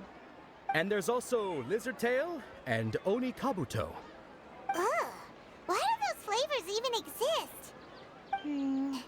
Traveler, help Paimon pick one. Paimon wants to eat the sunsetia flavor.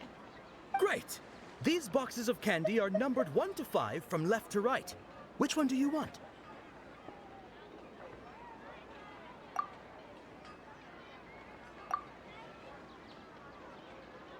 Ah, excellently chosen. Number 4 is indeed sunsetia. Ha! Paimon bet you had incredible luck, and Paimon was right!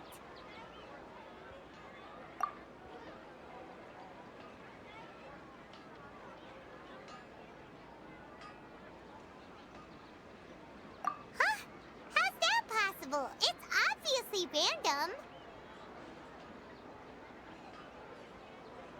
Maybe we didn't sleep very well last night. Or maybe we slept too much.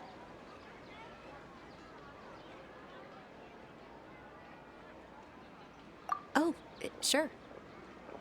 Huh? Where are you going? You're just gonna walk off like that?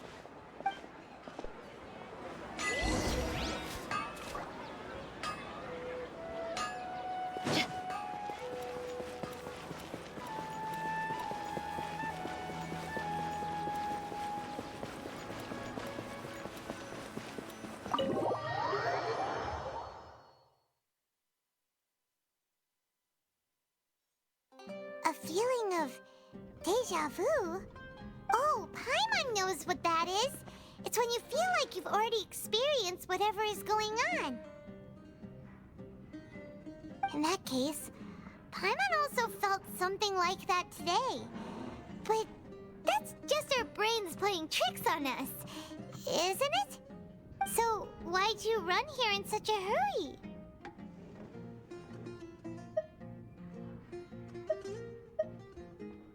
So that's it!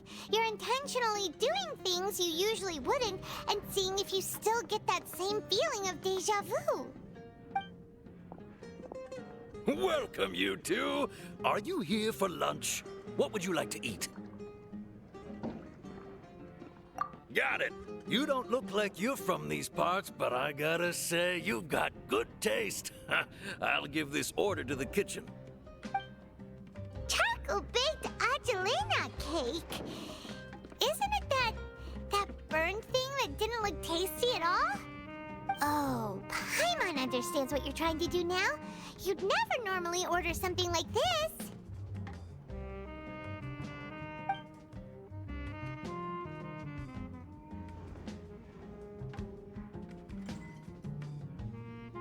That thing? Are you really gonna eat it? Isn't this going a bit too far?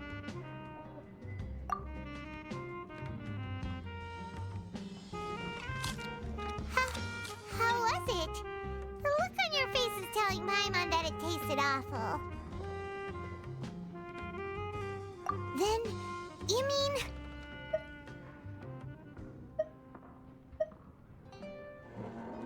That's impossible! We were just talking about how gross it looked! So, would this be a case of taste bud deja vu?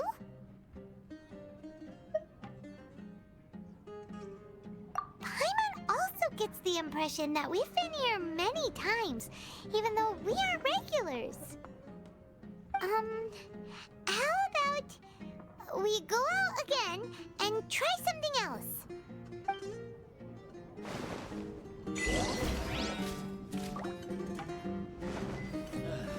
I just can't beat the atmosphere here.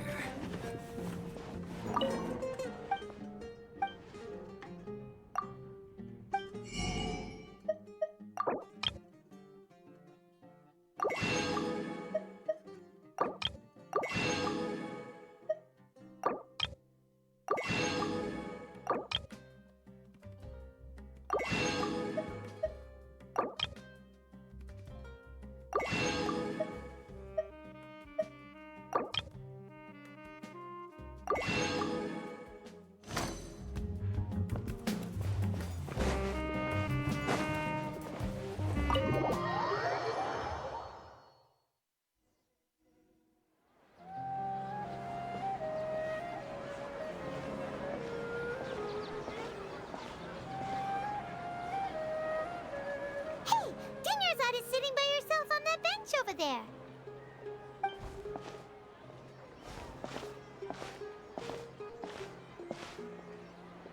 What a coincidence, Dunyarzad.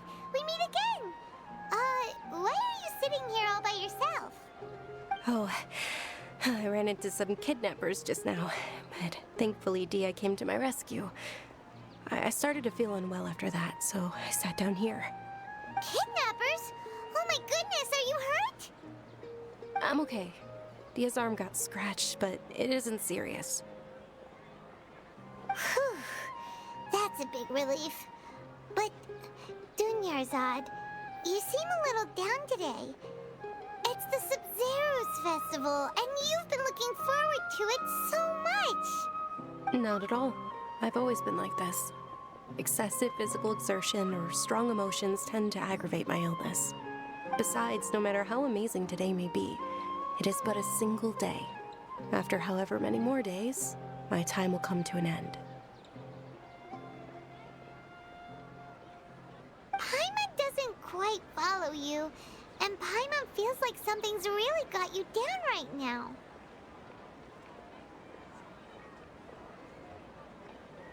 It really is fine.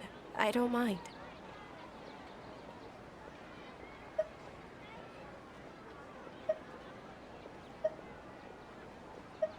Huh? Did something happen? Dunyarzad, have you ever felt deja vu? You know, like when you've already experienced something that's happening right now? Deja vu? No. But my days have been the same for years now. Even if I were feeling deja vu, I suppose I would already be used to it. Oh, Paimon sees. Then, is it only the two of us? It's almost time. Huh? Time for what? Nilou's Dance of Sub-Zeros is about to begin. Let's go.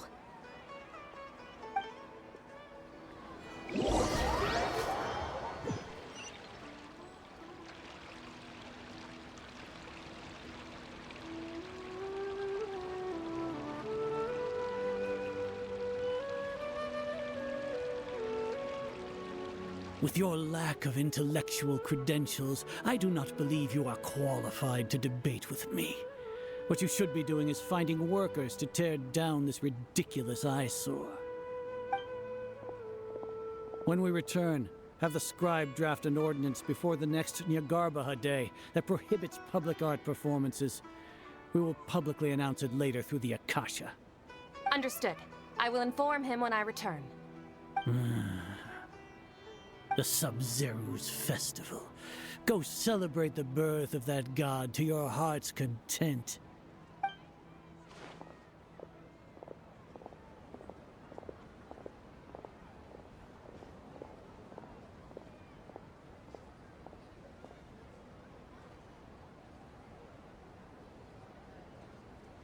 Nilou, are you okay?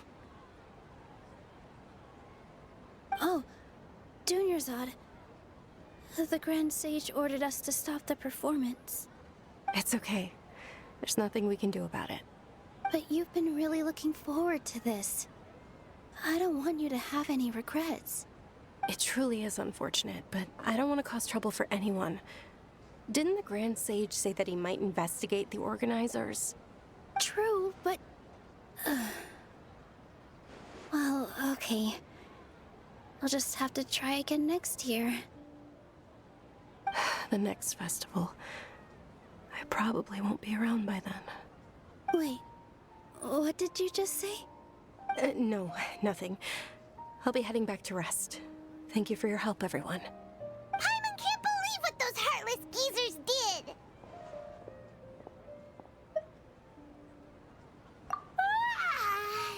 Did Dunyarzad already go back? We should also return and get some sleep.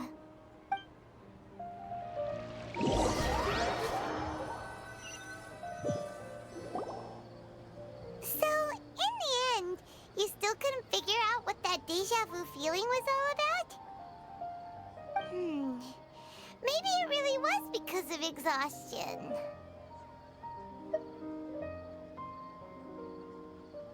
Same here.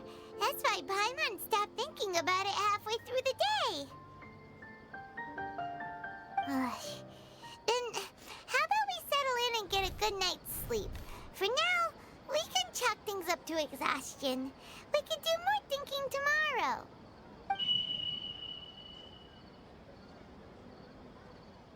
Observing a modest drop in the output of Jnana energy, but values still remain within normal parameters.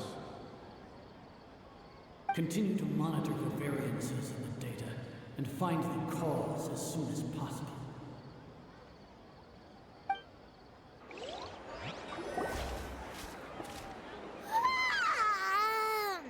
Why does Paimon feel so tired after so much sleep? Computer simulation. It's gotta be a computer simulation. This isn't real. I'm sure of it. Anyway, we should go meet Dunyarzad right away.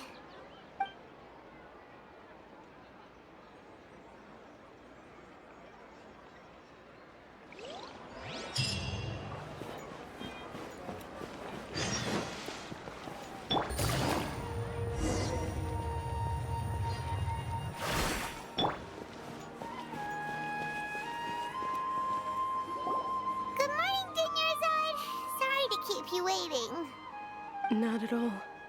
I arrived early. Huh? Paimon thinks you sound kinda tired. Did you not get enough sleep? I'm doing well. There's no need to worry. Shall we go? Let's start with the stalls over there. Great idea! Let's get going!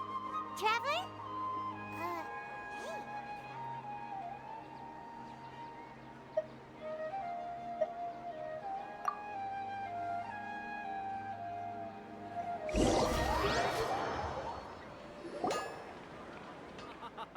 It's all thanks to Miss Dunyarzad's sponsorship that the children can enjoy the Sub-Zero's festival.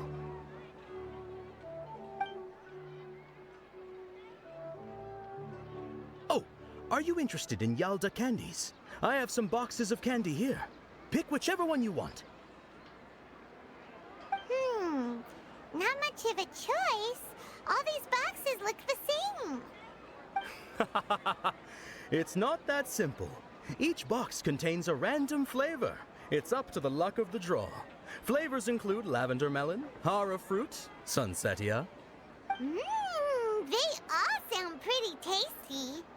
And there's also lizard tail and oni kabuto. Huh? What were those last two? She'll help me choose. Paimon wants to eat the sunsetia flavor. No problem. These boxes of candy are numbered 1 to 5 from left to right. Which one do you want?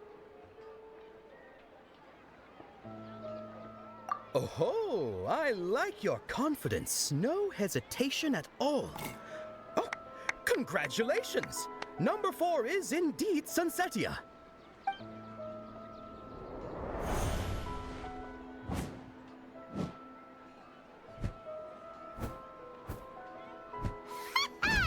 Paimon knew she always had incredible luck.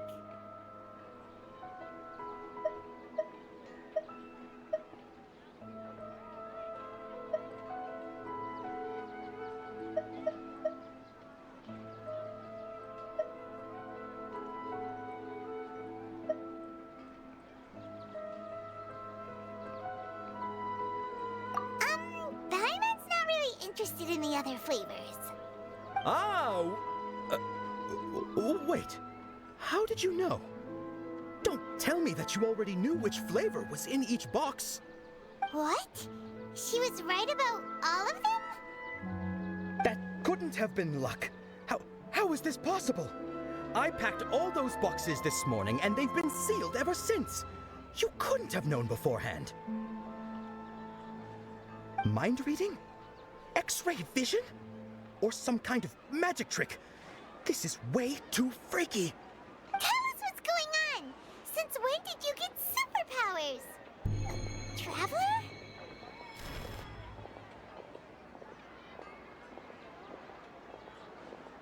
Hey, where are you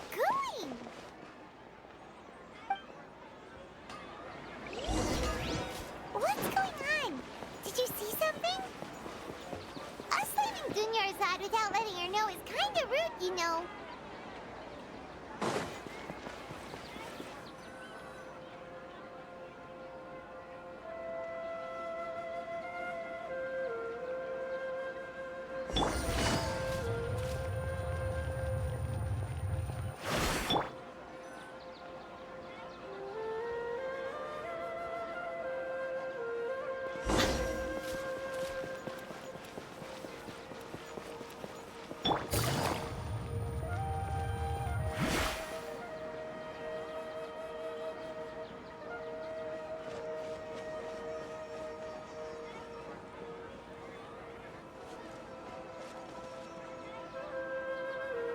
What are you looking for? Why did we come here?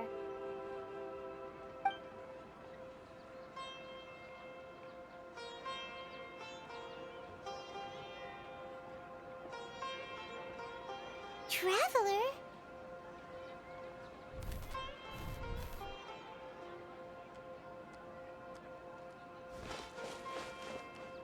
That's...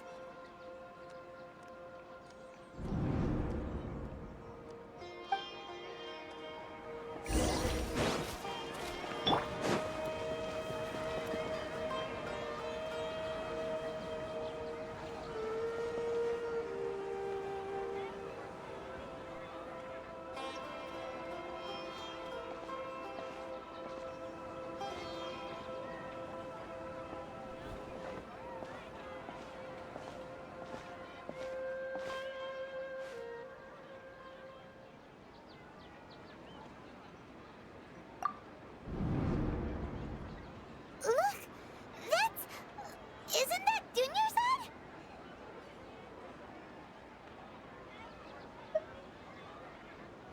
What's happening here? Why are there two Dunyarzads? You already know that this isn't your first Sub-Zero's festival, don't you? I'm sure you already know how to use this. A knowledge capsule? Where did you get it? What's inside? You should use it too, Paimon. You know Paimon?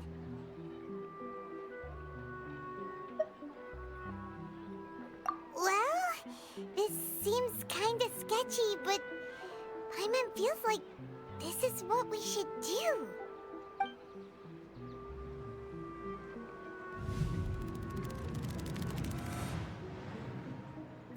What the?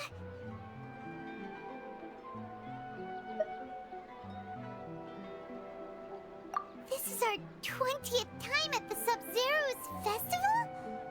Huh? No. The 30th? 40th? Just how many times have we been to the Sub-Zero's festival? Have we been trapped in a single day? If it weren't for you, we wouldn't have even realized. What the heck was inside that knowledge capsule? Your memories are still scrambled? Try your best to remember. This isn't the first time we've met, and I answered that question a long time ago. Let Paimon think. Oh, it's coming back. Meeting you was the real catalyst for restoring our memories, and the knowledge capsule was just your means of showing our minds the way. What about everyone else? Why are you only helping the two of us? Your sense of deja vu is stronger than everyone else's, yes? As for an explanation, you two received the blessing of Dendro, and you also have special, sensitive constitutions. It was as if a single sheet of paper was separating those memories from your consciousness.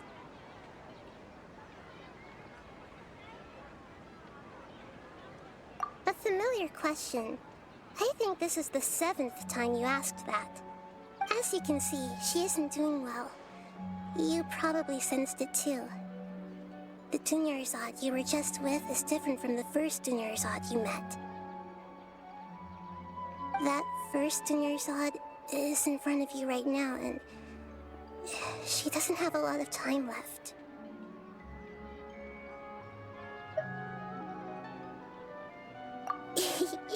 Looks like you're almost done sorting out your brain. Oh yeah, I'm Nahida.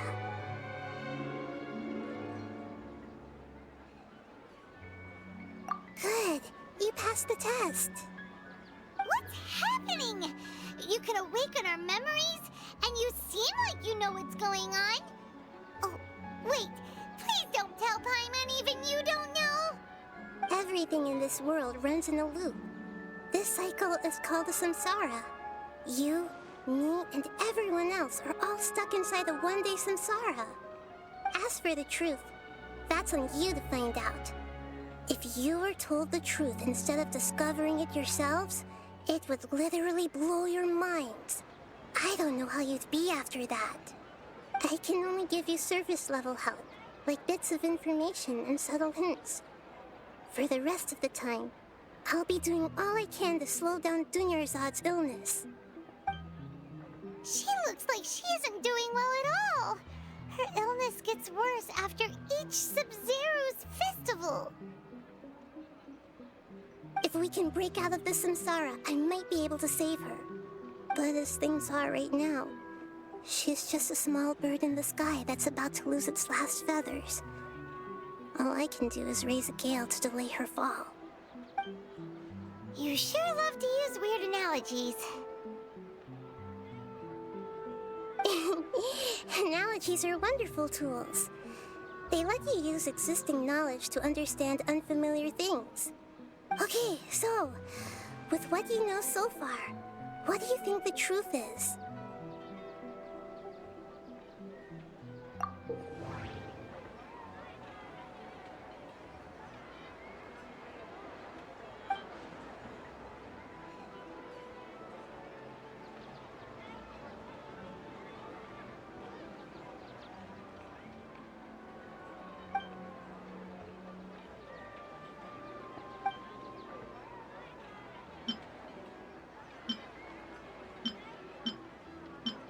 What's happening right now seems to have happened before. This feeling has been getting stronger and stronger.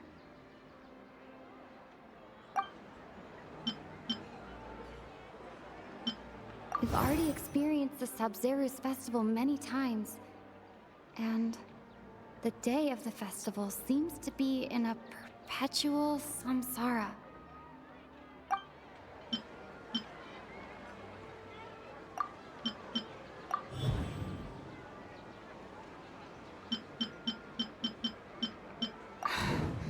That should be it. The flow of time is endlessly cycling within one single day. My mind feels exhausted even though I haven't done too much thinking. What is going on? Grand Sage said, go celebrate the birth of that god to your heart's content. Did he mean something more? The moon, illusions, and lies. What do they all mean?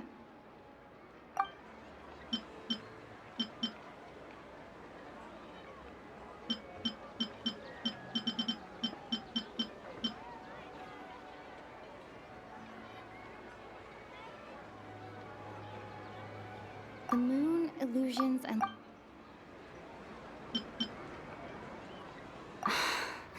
That doesn't sound right. I need... A time loop. You've given similarly wrong answers in the past. A pity. Still the wrong answer? Paimon thought that made a lot of sense. It feels like time's just repeating itself. A simple time loop can't explain some of the phenomena. You two are still missing a lot of information. Unfortunately, I can't give you any more hints.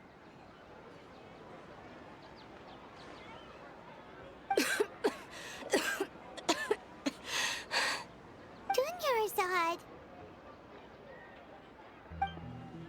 The Sub-Zero's festival is happening every day, but that doesn't mean we can waste an infinite amount of them.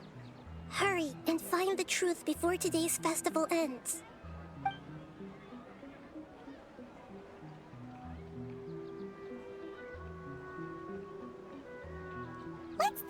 current situation.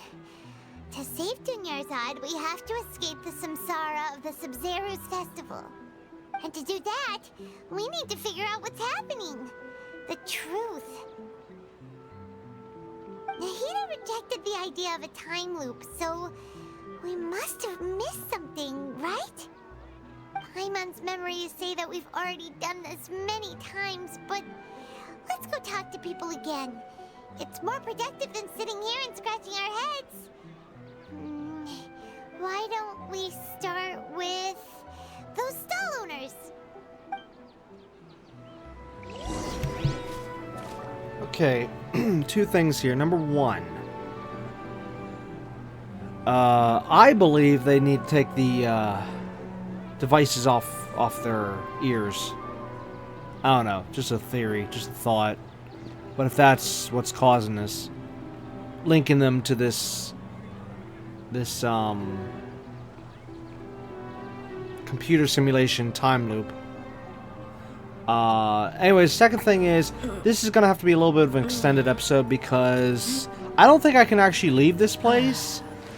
And yeah, I need to be able to leave the place. And even if there is a small chance I can right now, let's try to finish this in this episode. Hopefully it's not gonna be too much longer. So, yeah. Anyways, let's continue.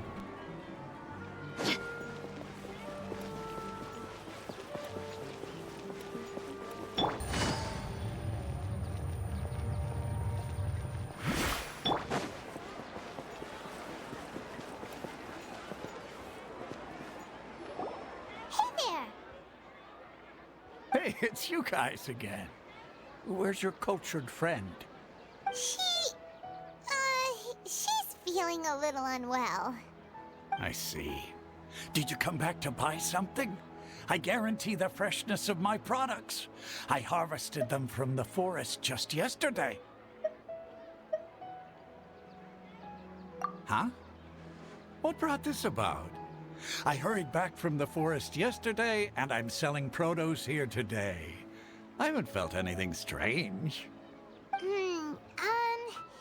To put it another way, if you really think about it, was yesterday truly yesterday? Did you actually come back from the forest yesterday? What kind of philosophical nonsense is this? Are you two daydreaming? Didn't you know that no one dreams in Sumeru? Go somewhere else if you want to find someone to daydream with.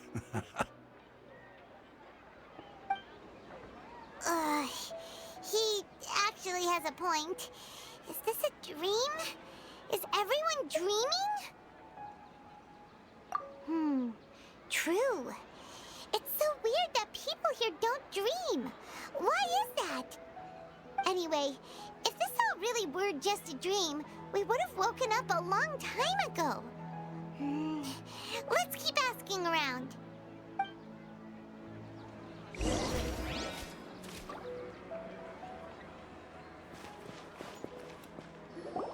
Oh, it's you two.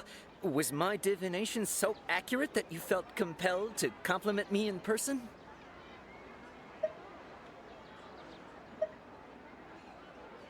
Ooh, I knew it! I told you, the god's divination is highly accurate. You just hadn't fully understood its significance yet. You're really excited about this, huh? That's exactly why we came back. Help us better understand it. Help you better understand it? Well, that isn't exactly what I excel at. So, you're admitting that you don't have a clue? Anyway, what kind of situation did you get into?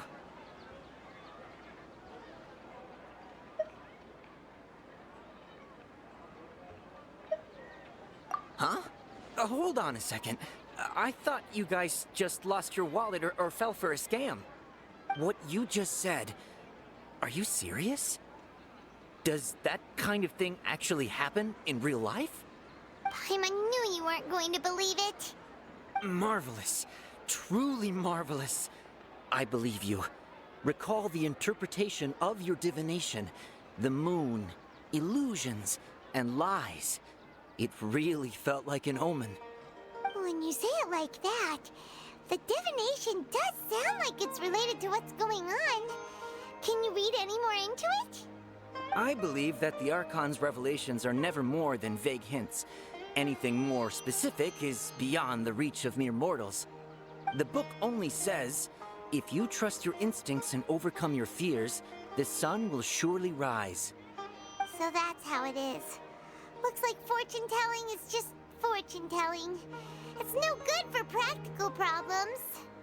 We haven't made any progress. Who else can we talk to? Paimon remembers that we tried talking to her a couple of times, but she always thinks we're playing pranks on her. You think she'll brush us off again?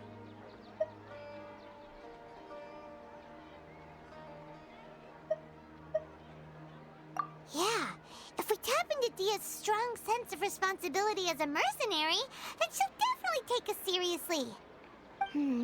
At this time of day, Dia's probably just finished beating up those kidnappers. Let's go find her.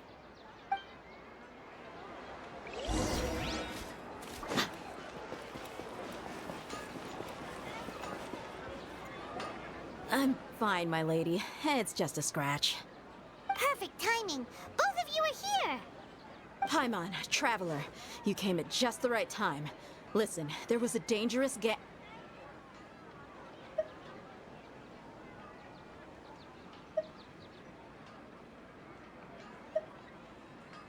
Huh? You saw? Then why didn't you jump in earlier? If someone was protecting Miss Dunyarzad, I could have went all out. Anyway, can you do something for me? You want the Traveler to take Dunyarzad somewhere to rest up while you check to see if there's still any kidnappers around. Did Paimon get that right? How did you know what I was going to say? We need to say something convincing.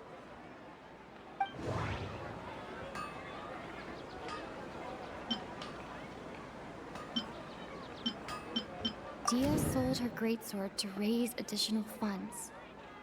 And then she was injured because she wasn't used to her new weapon. Tell her, Traveler!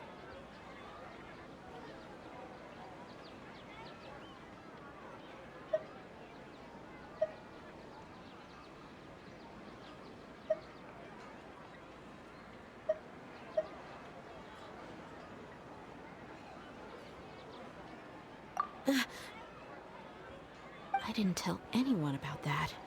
Including Miss Dunyarzad. You couldn't have known. And just now, you literally took the words right out of my mouth. What's going on? All right, so this is the situation.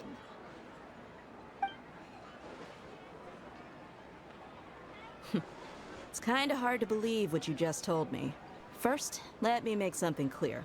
Most of us desert dwellers might not be the scholarly type, but we do have basic common sense. She's quieter than usual. Uninterested in anything and really gloomy. Yeah, she isn't the same as before, but her parents said that this is how she was like at first. Huh? At first? I don't quite understand what you're all talking about. I'll go rest on the bench over there. My lady, are you angry?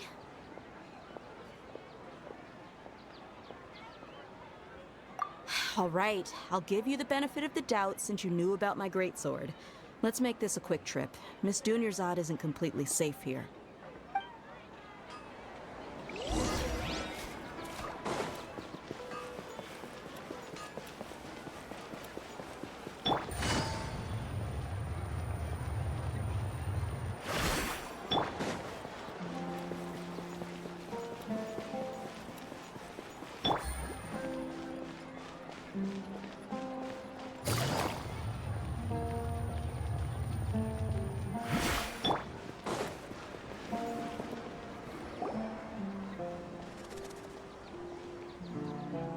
Nahida! We brought a friend! Are you busy? I thought I told you that it won't help to bring anyone here. We just wanted her to see the real Dunyarzad's condition. The real Dunyarzad? Where and who are you talking to? Huh? I told you that you two are special. Other people can't see me or Miss Dunyarzad here.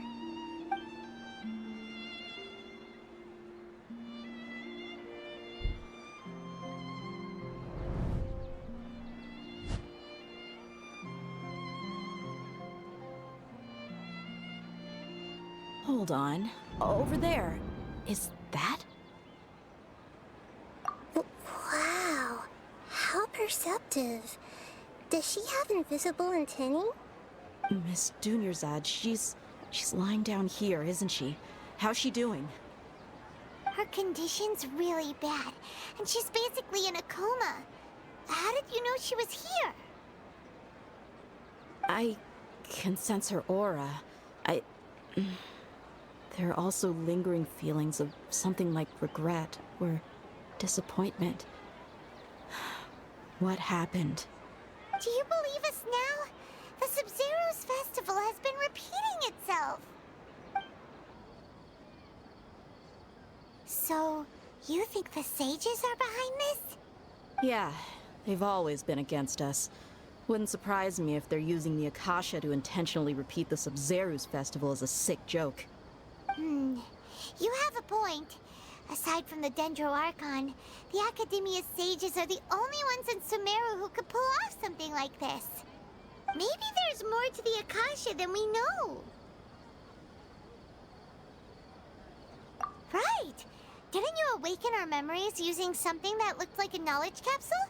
That means you must know something about the Akasha! The Akasha relies on the power of a Gnosis to operate, as it is the manifestation of the God of Wisdom's power. It compiles the wisdom of the entire populace, and it grants knowledge to the people. A Gnosis could do that? No wonder the Akasha is so magical. It's being powered by the Gnosis of Sumeru's Archon. So, this Nahida you mentioned, what did she say? She said, and Paimon quotes, "The Akasha relies on the power of a Gnosis to operate, as it is the manifestation of the God of Wisdom's power. It compiles the wisdom of the entire populace and it grants knowledge to the people." Compiles the wisdom of the entire populace and grants knowledge to the people. Wait. I get the grants knowledge part. That's what people have always used the Akasha for. But compiling the entire populace's wisdom? How does that work? Did she mean that the sages enter new knowledge into the Akasha? Oh yeah, that sounds about right. What do you think?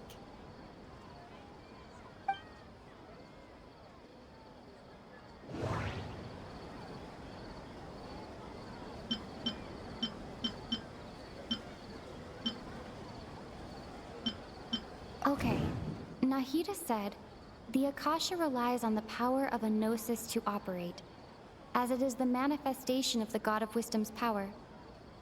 It compiles the wisdom of the entire populace, and it grants knowledge to the people.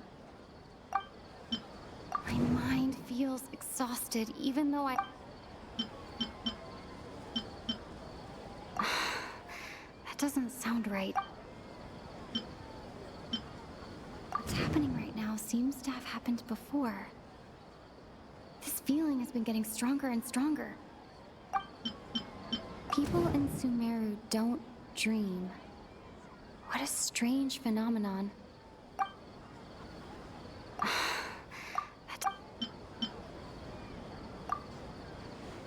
You mean the Akasha is causing our mental fatigue?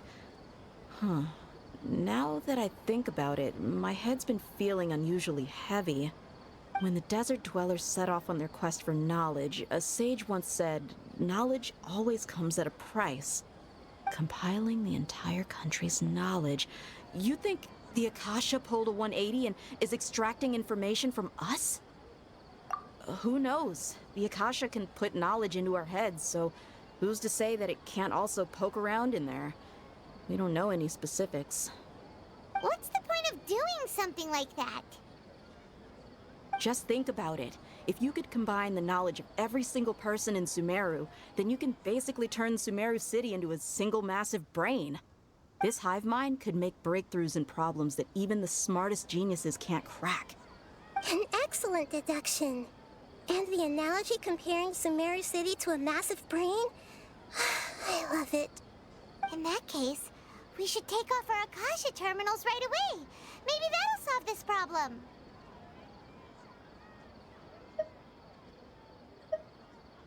Yeah, I was only wearing this for show in the first place.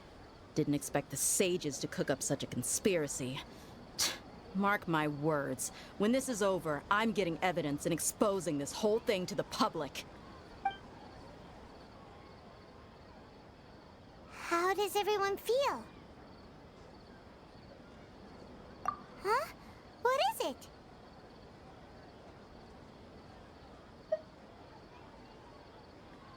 Oh, that! Paimon knows what you're talking about. It's a single soft beep that sounds like it's coming from the Akasha terminal. The sound of a beep. Could it be a prompt tone for when the Akasha is operating?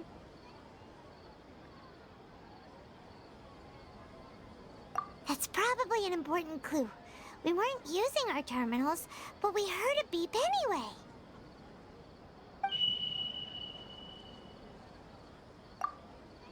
Traveler, did you hear that? I heard it too.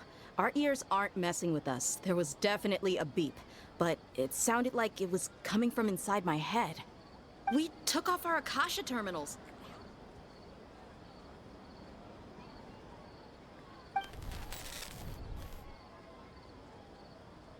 Phase runtime has exceeded its expected length. At this rate, there may be casualties. But we cannot lose all of our progress.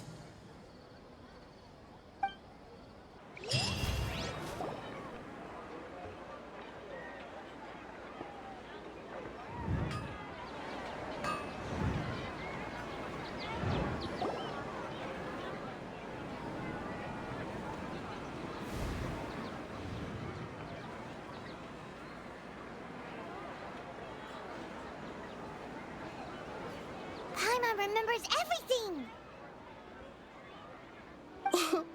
Good. You adapted quickly this time. We definitely took off our Akasha terminals last night, but we still heard that beep. Why is that?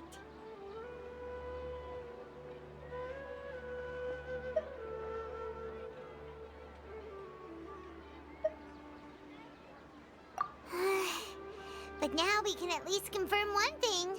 The Akasha definitely has something to do with whatever's trapping us in this cycle. Oh, Paimon doesn't get it. Why would the Akasha go this far if all it wants is everybody's wisdom? It's extremely difficult for lab rats in an experiment to understand why they're being treated the way they are. If we're lab rats, then what are you? Nahida, you've never told us anything about yourself. I guess I'm the moon. The moon? Wasn't that the result of our divination?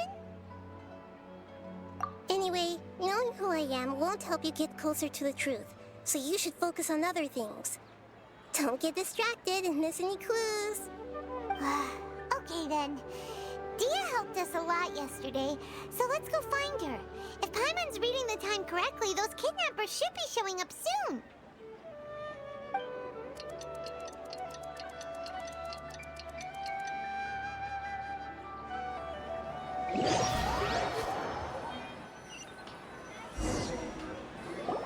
Ah, there you are. I've already taken care of those kidnappers. My lady, did you get hurt? Dia? What's wrong? Why are you both gawking at me like that? You didn't get hurt this time. Huh? What do you mean this time? Why are you so surprised that I managed to get out unscathed? Those kids were amateurs.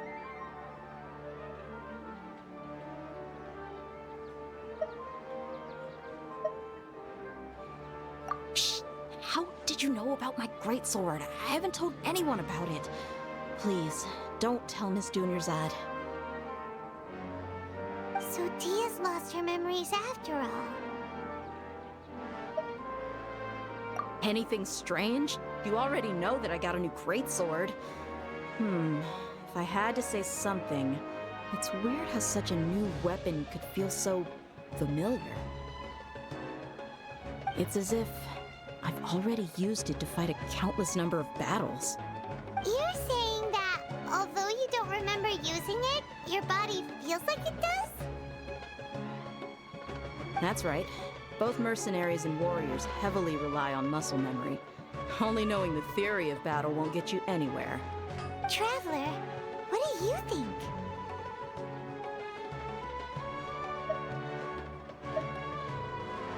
Yeah, Paimon's feeling really hopeful. Oh, you're right! Earlier in the Samsara, something like this would have never happened. I have no clue what you two are talking about, but it's still dangerous here, so... So you want us to take Dunyarzad somewhere else to rest while you check if there are still more kidnappers around, right? How did you know what I was gonna say? Can you read minds? Forget it. Go and do your thing.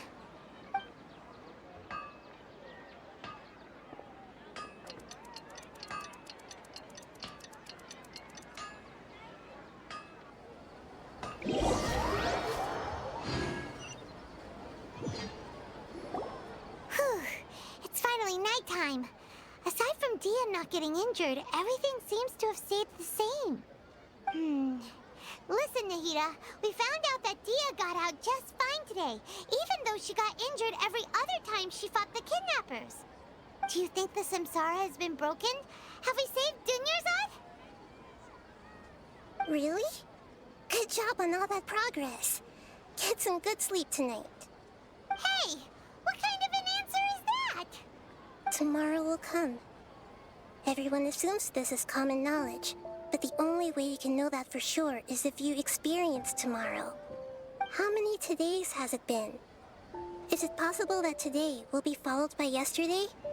Does tomorrow truly exist as anything beyond a made-up concept? It's even possible that this entire world is a lie, and the history of the whole world has just been one endless Sub-Zero's festival. Okay, no more. Paimon's brain is already shut down. That's why it makes no sense to waste your energy thinking about things you will learn tomorrow. Get some good rest. You know, use the bathroom and flush your anxiety dookie away. Huh? Hold on, what did you just say? Did Paimon hear you correctly? Huh? People always say they feel a sense of relief after they take a duk-duk. That's why I suggested you could try that. Is that so strange? It's so strange and so against common sense that Paimon's at a loss for words. You were sounding kind of smart just a minute ago. Yeah, even though it's happy and lively at the Sub-Zero's festival every day, it feels like it's been a long time since we've really gotten to relax. Let's go back to our room.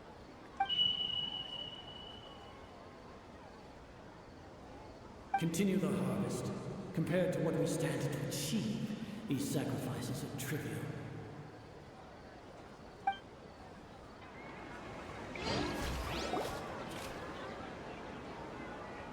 We're still in the same day. Nahida, you already knew last night that we didn't break out of the Samsara? Why did you tell us? Would there have been a point? You would have spent the night with new worries, with tomorrow still out of reach.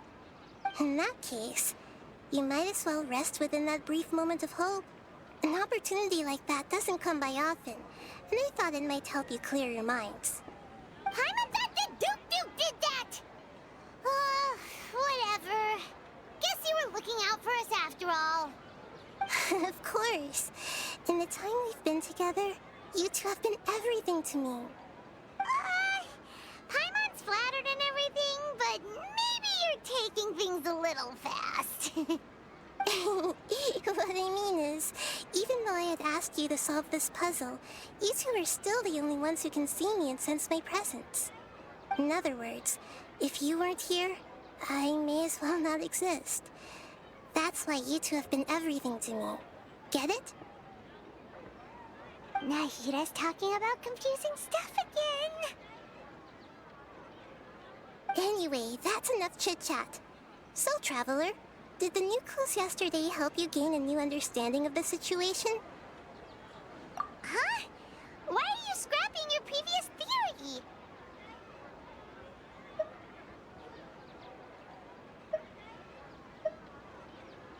Oh yeah, you're right! Gosh, how did we not notice that? In a simple time loop, people's physical conditions should also reset. So, what's your new hypothesis?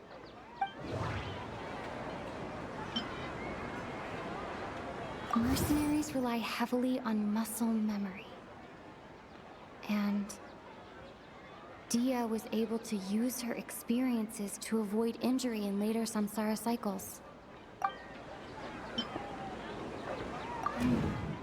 The beep is a prompt tone for Akasha operations. We still hear it every night, even though we removed our Akasha terminals.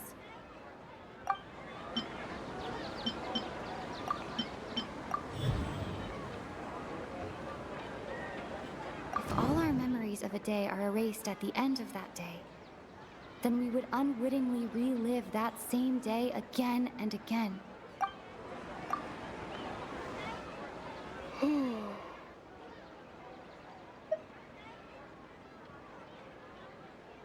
Oh! Then the beep we hear every night could just be indicating the deletion of our memories!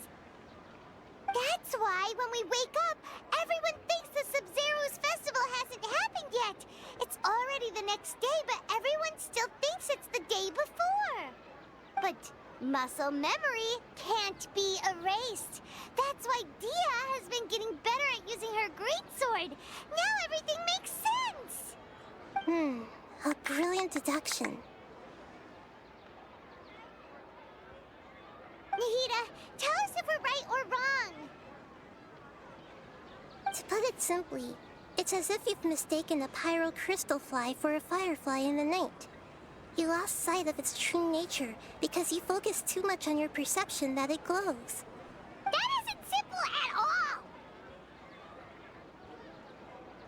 Why don't you go talk to Miss Dia again? You might learn something new. Right! She did help us find our latest clue after all. Let's go!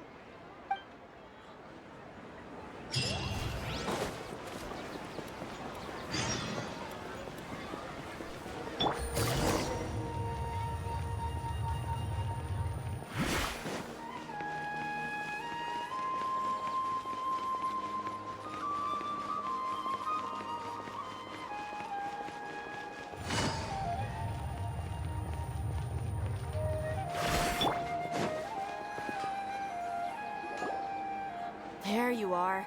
Really took me a while to find you. As expected, Dia also didn't get hurt today. Get hurt? Why would I? Don't underestimate me. Well, you're still getting used to your new greatsword. Huh.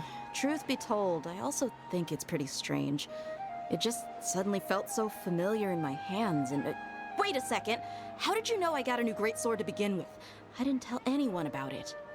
Traveler, could you explain the situation to her today? Paimon's gotten a little sick of doing it. Oh, that works!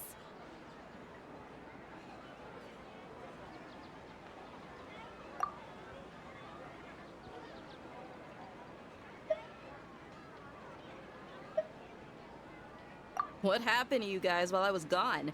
Did you get brainwashed by some cult? Don't think too hard about it. Just take what we're saying at face value. Alright then, let me get this straight. You're telling me that my body's already gotten used to this great sword, but my brain just doesn't remember it? Yes, your memory's being erased every day. Then I'd have to disagree. That's impossible. Oh? Why do you think that? If we've actually been reliving the Sub-Zeru's festival day after day, then what happened to the things we used, the money we spent, the food we ate? Common sense says my wallet should have emptied itself a long time ago. There's no way I wouldn't have noticed that.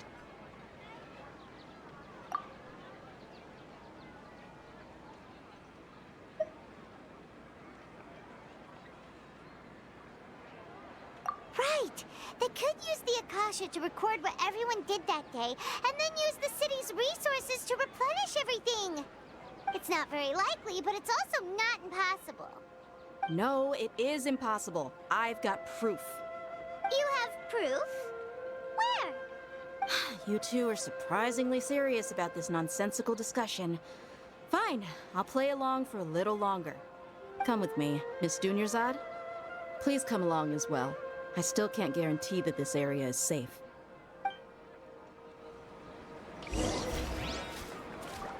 Paimon can't believe it's Dia who wants to show us something this time. 2 days ago, we were the ones taking her to see Dunyarzad.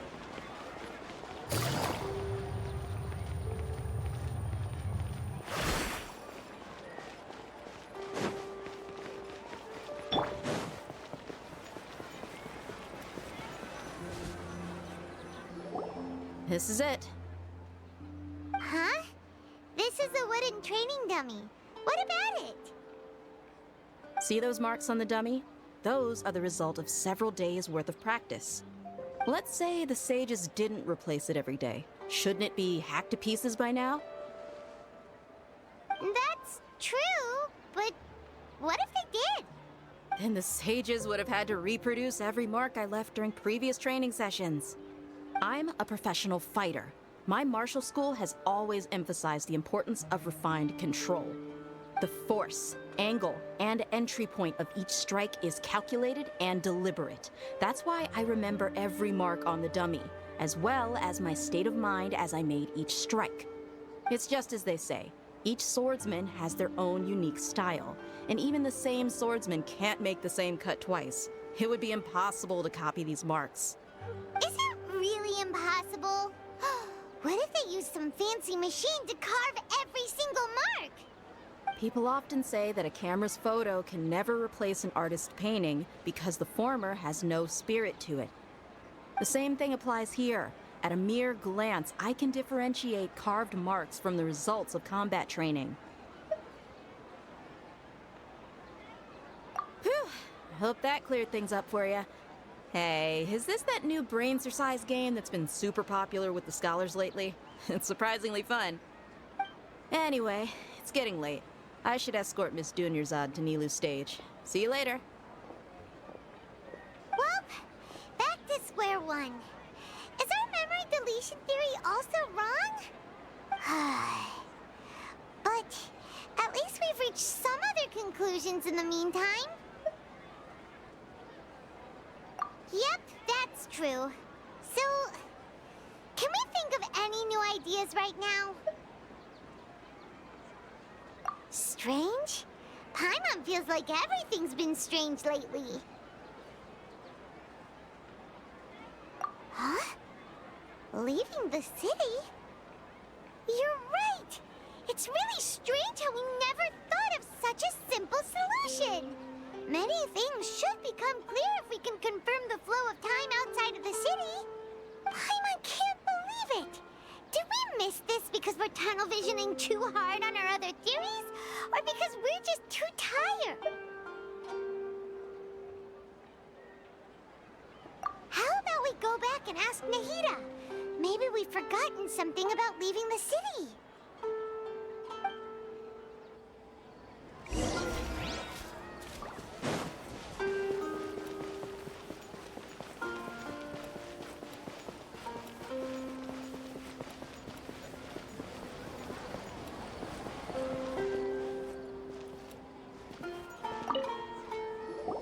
Nahida, we're back! You're back early today. Did you find something new? Sort of. We're mostly sure now that we're not in a time loop. And we also aren't in the real world. But at the same time, we have a new question. Leaving the city. As far as I remember, you've mentioned your plans to do that twice before. We did? But we don't remember anything. What happened after we talked about those plans? What did we say when we got back? Let me think. I don't think you ever actually told me what the outcome was. Oh, it's probably more accurate to say that both times you never came back the whole night. But you two sometimes stay out the entire night anyway, so at the time, I didn't think too much about it. It is true that sometimes we lose track of time during our investigations. Before we know it, it'll already be the next day. But still, neither of us remember anything about leaving town. Really? That's kinda strange. In theory, I should have already awakened all your memories. Yep, something here's definitely fishy. Let's get to the bottom of this tomorrow.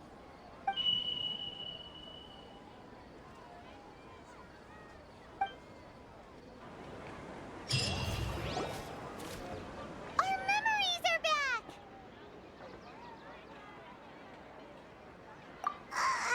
About that... Well, where should Paimon begin? Traveler, aside from your memories that were just restored, I have another message for you. Listen to it and you'll understand. Can't go back. There are countless spaces here. Our Sub-Zero's festival in Sumeru City is just one of them.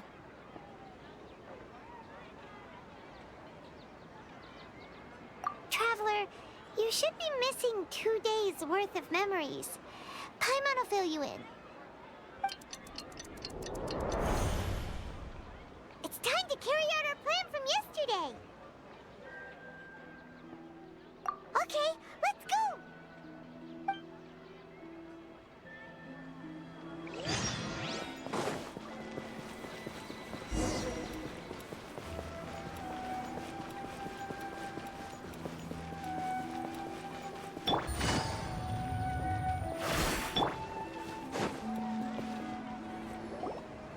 Why can't we leave the city? What is the Academia up to now? Don't ask me. It's not like I can tell you anything. This is a direct order from the Grand Sage. Just wait until tomorrow. I have a real emergency. My goods have already arrived at Port Ormos. If I don't hurry, they'll be stolen. That's your problem. Make sure you make a request in advance next time. But it's not like you can just predict business matters in advance. It looks like the Academia already announced a lockdown for Sumeru City today. How completely unsurprising. Let's go and question them. Hello, sir. Why can't we leave the city today? Here we go again. Don't ask me. I don't know either. We just received an order that no one is allowed to enter or exit Sumeru today. They didn't tell us anything else.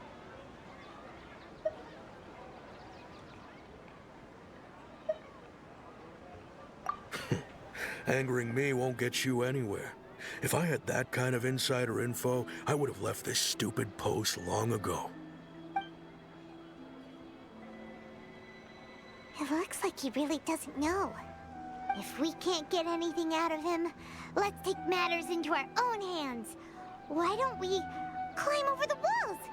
Those guards can't be everywhere at once. This is a good spot, and the guard hasn't noticed us at all. Let's hurry! Huh? Why? Are you going to leave Paimon behind?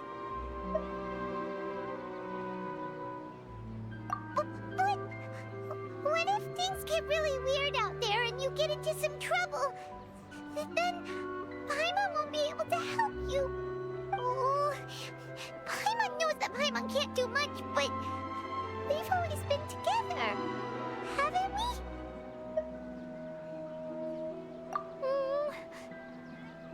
Okay.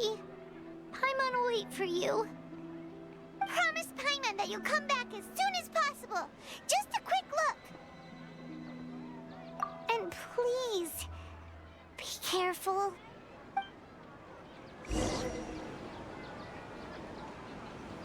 Ah, memories!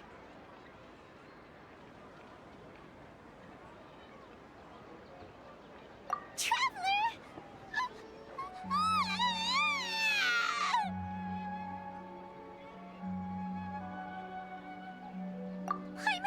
Paimon would never see you again! You just disappeared! Paimon waited for you for hours and hours at the city wall and you never came back!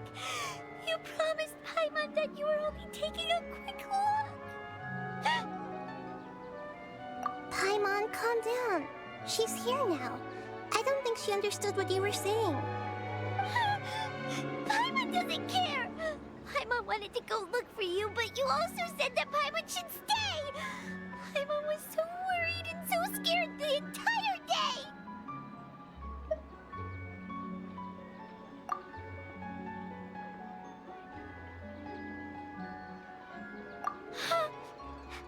Okay.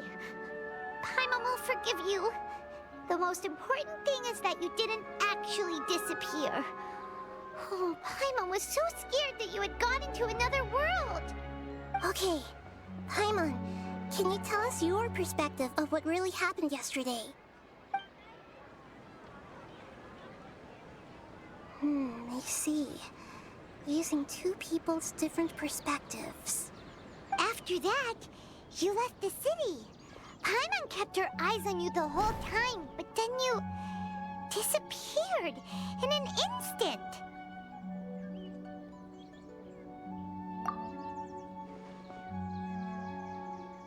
No way! Paimon was watching you with the fullest attention. What's your perspective, Traveler? You sure you don't have any memory of this? I guess that explains everything. You also lost your memories the last 2 times you tried to leave the city. Those days' memories can't be awoken. So, if we leave the city, our memories will be completely erased?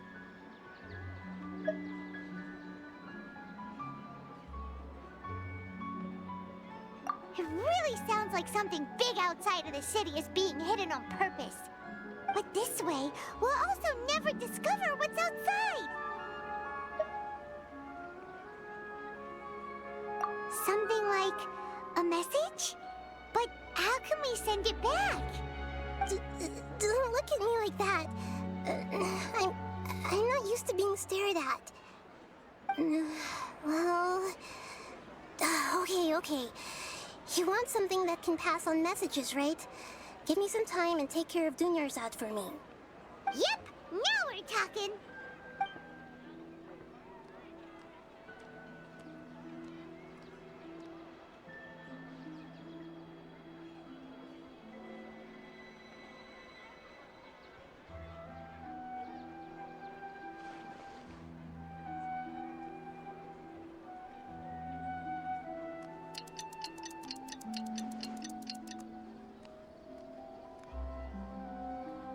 I'm done.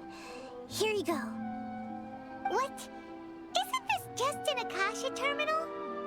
You made some little changes. Akasha terminals are already capable of sending messages. I just tweaked it so that it could connect to any node. To make something like this? Nahida, you really know the Akasha like the back of your hand. Anyway, we can use this now to record a message, right? Yep. I'll help you save the messages. It should be pretty easy to use. I just can't guarantee the user's status and signal coverage when they're outside the city. We'll never know until we try. At least we're taking the initiative now. Let's go then. Let's expose those sages. All right. Paimon isn't as worried about being separated since it happened once yesterday. But Paimon still isn't happy about it. Okay, see you tomorrow, Traveler. That covers everything that's happened so far. Yes, Although the signal was choppy and had some interference, we still managed to receive 2 messages from you when you were outside. Okay, now that you understand what's going on, let's hear the messages together.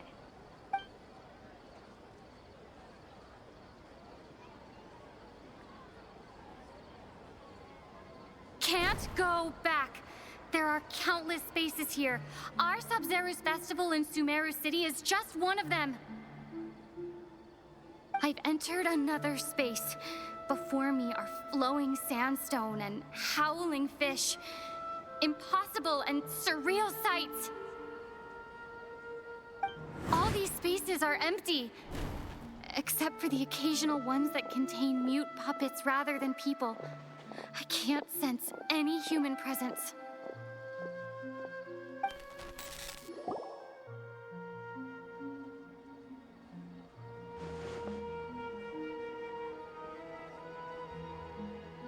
That's one heck of an info dump. It sounds like you left the Sumeru city space when you set foot outside of the walls. But everything looked completely normal when Paimon was looking out from the inside. That's unbelievable. And if we take your word for it, the other spaces all had very weird contents. There's another part here. We only received it last night. These spaces have been disappearing, one after the other, absorbed by something like a sun in the sky. And now, even the final space has also disappeared. Behind me, a lot of spaces just appeared again from thin air. I get it now. Those spaces are actually...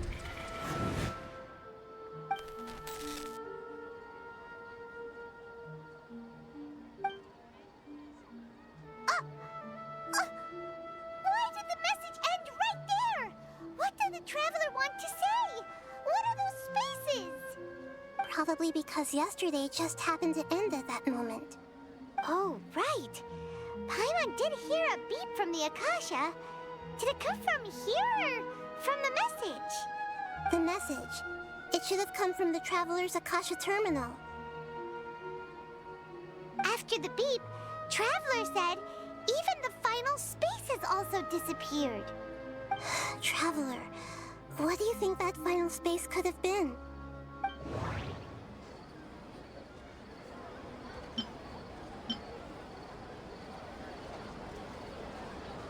My impression is that each day in this samsara only ends at the sound of that beep from the Akasha. Was that space actually the real world? But wouldn't a real space just randomly disappearing like that be catastrophic? All the bizarre spaces I saw outside the city had one thing in common: a lack of human presence.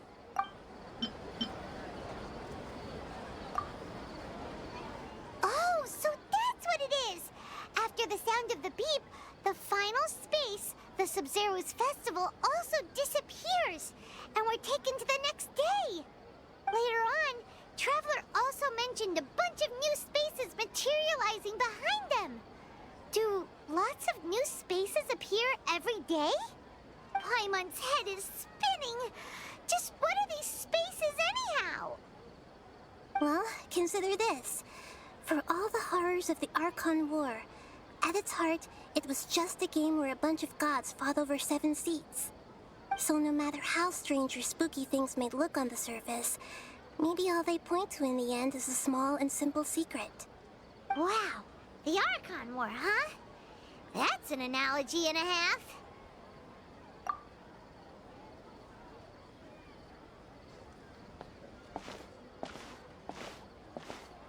Hey, where are you going?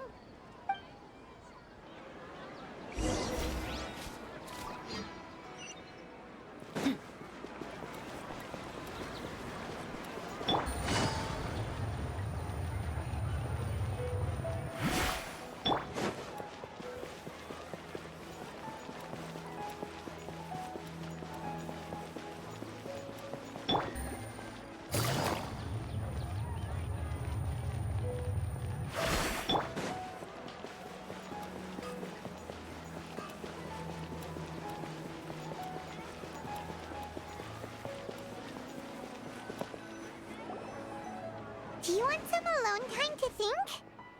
Alright then, Paimon won't disturb you.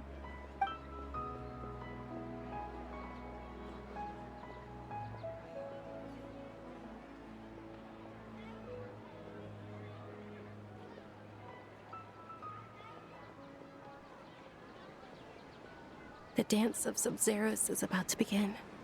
I'm going to go watch it. Okay. Why don't you go ahead, Dunyarzad? We still have some other stuff to do first. Okay then. See you later. Have you figured it out yet, Traveler? Time is ticking away. Awesome! What is it? Paimon wants to know. Oh, wait, no. Let's meet up with Nahida first. You can tell us both together. This time, we're gonna get to the truth.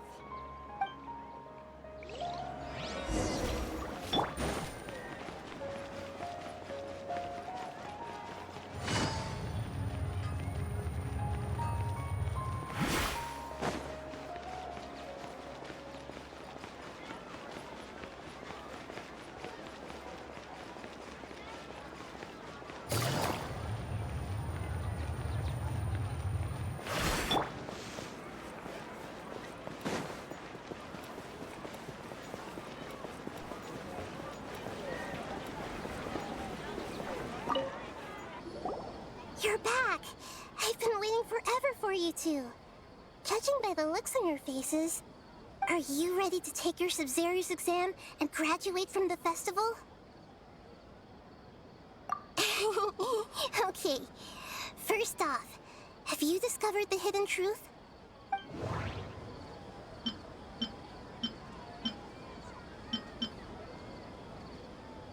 All the bizarre spaces I saw outside the city had one thing in common: a lack of human presence.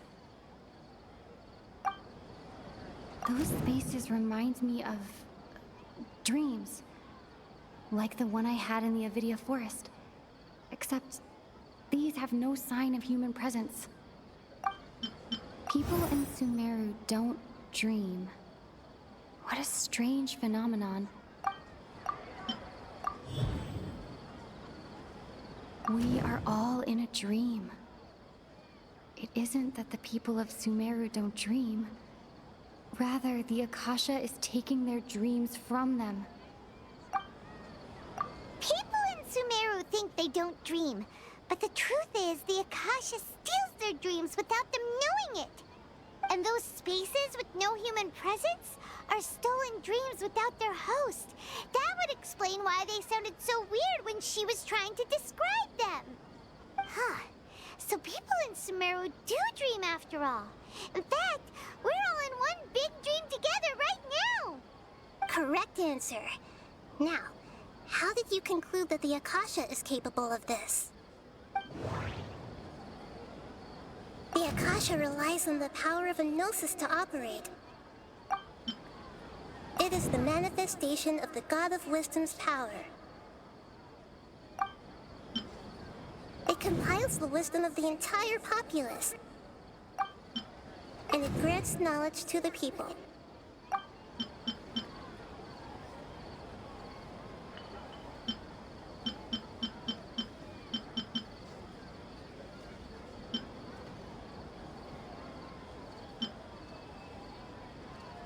Oh, okay. Those dream-controlling creatures in the forest also get their power from the Dendro Archon, right?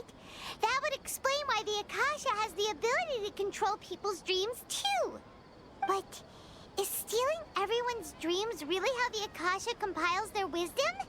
Isn't there anything more to it than that? Dreams are fantastical, complex, and full of imagination. People's brains are the most active when they're dreaming. In other words, dreams are rich bundles of human wisdom. So in other words, the complete opposite of how Hypatia understood it. Paimon remembers her saying that the sages think dreams are foolish delusions, and the fact that no one dreams is a blessing from Greater Lord Rukkhadevata. So it was all a dirty trick? The real story is that the sages from the Academia are using the Akasha to steal people's people's dreams for their own use, huh? Oh? By the sounds of it, you understand the current situation pretty well. So then, what about the samsara?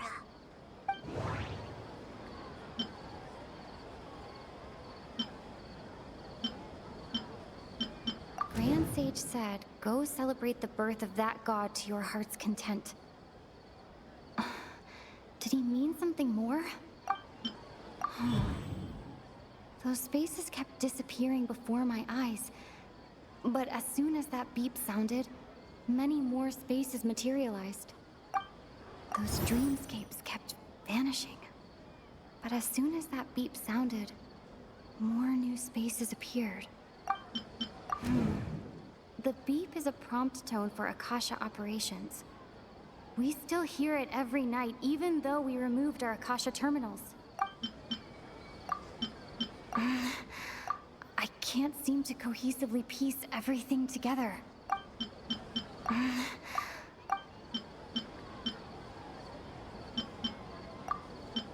mind feels exhausted, even though we've already experienced the Sub-Zeru's festival many times.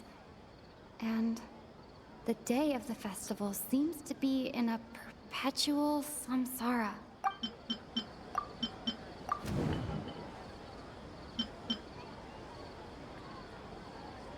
Correct. The Akasha is keeping each person's brain in a constant dream state, but also separating their consciousness from their own dream. Their disembodied consciousness is placed inside the collective dream of the Sub-Zeru's festival along with everyone else's, while their now vacant dreams are harvested by the Akasha. No one is any the wiser as another day passes in the dream, and so begins another samsara cycle. People wake up to yet another dream about the Sub-Zeru's festival. The dreams that belong to them are once again harvested by the Akasha, and so it continues. So, this is like a dream factory, and the Akasha is a dream harvesting machine. Did Paimon get that analogy right? Very good, Paimon. Using analogies well is an excellent habit to get into. Okay, so that beep we keep hearing is actually from our real-life Akasha terminals. Taking off our terminals in this dream doesn't do anything. All right, last question. Who am I?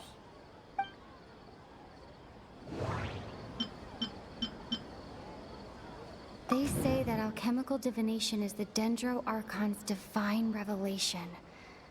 So then, if Nahida has referred to herself as the moon... So you noticed. I thought that one would be the hardest question. That's why I put it last. That wasn't hard at all. Even Paimon guessed that. Everything about you is different. We just didn't want to expose you is all. Now that you mention it, Nahida, you've been hinting to us since the very beginning. It's funny, thinking back to when we were asking all over the place for info about Lesser Lord Kusanali. Paimon didn't expect to meet you like this. Yes, those can wait until we're back in real life. On the other hand, I'd be happy to answer any more questions you have about here and now.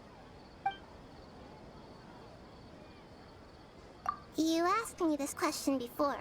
My answer was, it would literally blow your minds.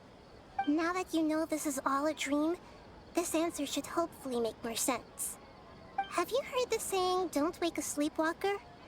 Likewise, if someone suddenly had told you all this instead of you learning it on your own, your notion of reality and dream would be thrown into irreversible confusion. I couldn't expose you to that kind of risk. That's why I could only give you very subtle hints and some suggestions. Long story short, I'm really sorry I had to keep you guessing.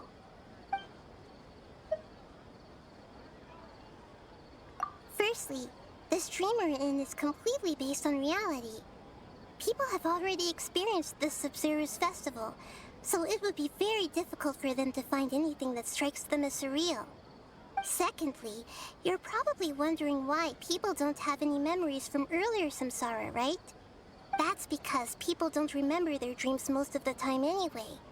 And in any case, their actual dreams are being taken away from them by the Akasha. So whenever they wake up in this dream of the Sub-Zero's festival, they don't remember anything from their previous identical dream. That reminds Paimon. Traveler had a dream when we were in the Avidia forest, but couldn't see what it was about after waking up. Is that an example of what you mean? Yes. Only after receiving the blessing of Dendro can a person gain the Dendro element's dream-enhancing power. That explains the feelings of deja vu. Meanwhile, everyone else has no idea that they are in the Sub-Zero's festival Samsara, while their dreams are stolen from them over and over again.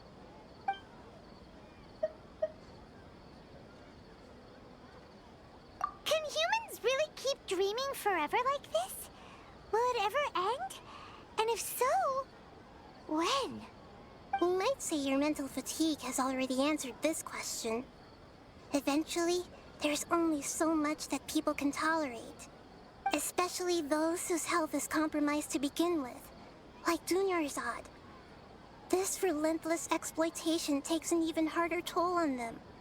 People's lives are at stake here, and nobody knows a thing! We've got to put a stop to this!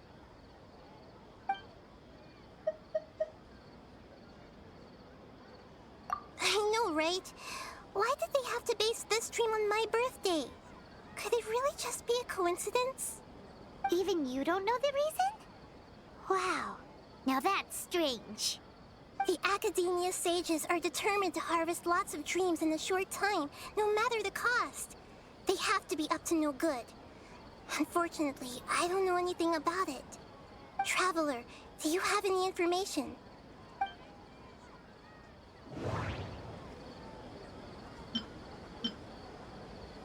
Grand Sage said, go celebrate the birth of that god to your heart's content. Did he mean something more? Celebrate the birth of that god? Could it mean...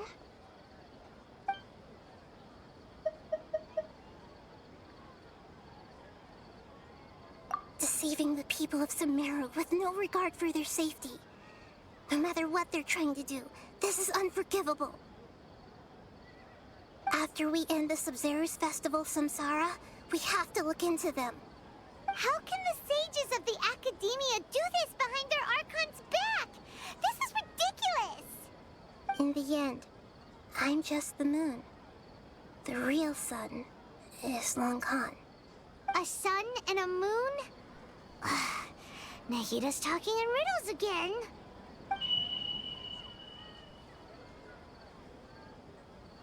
Oh, we're out of time today! I'll tell you how to break free of the Samsara tomorrow. See you then. Good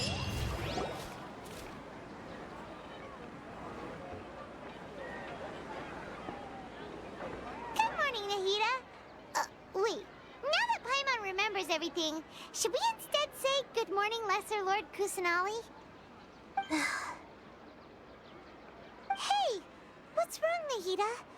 You don't look too good. I'm afraid that what you're thinking right now is correct. Did Dunyarzad already disappear? No way! Are we too late? The real Dunyarzad's consciousness has indeed disappeared. It can no longer endure the constant dream harvesting.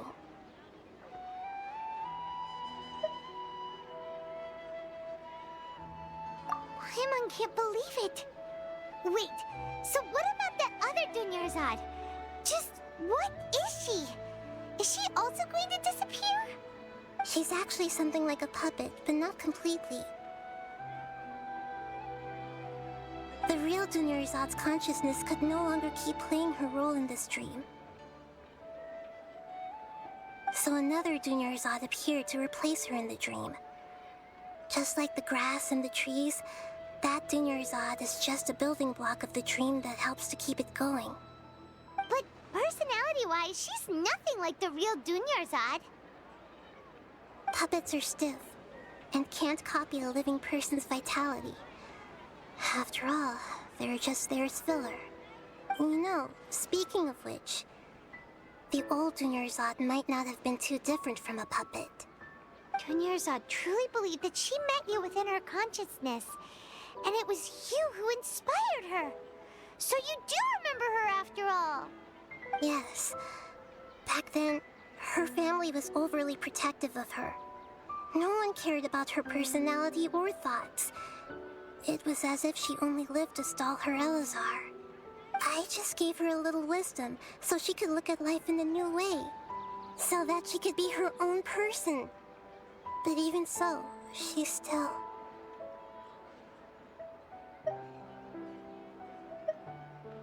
far from it. I'm still a long way off from being a real Archon. I couldn't even save her. If I were a competent Archon, I wouldn't have let my most faithful follower die at the Sub-Zerus Festival with so many regrets. Please don't beat yourself up over it, Nahida. It's the Sage's fault, and theirs alone. I'm not beating myself up. All I did was to rationally observe the distance between myself and a real Archon. Don't be like that, Nahida. Even real Archons are still allowed to be sad.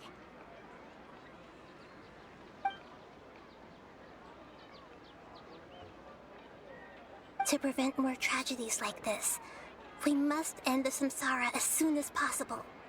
Great, but how do we do that? Although the Sub-Zerus Festival dream is under the Akasha's control, only humans can dream. Even the Akasha is unable to create them. That means this dream belongs to a host who created it.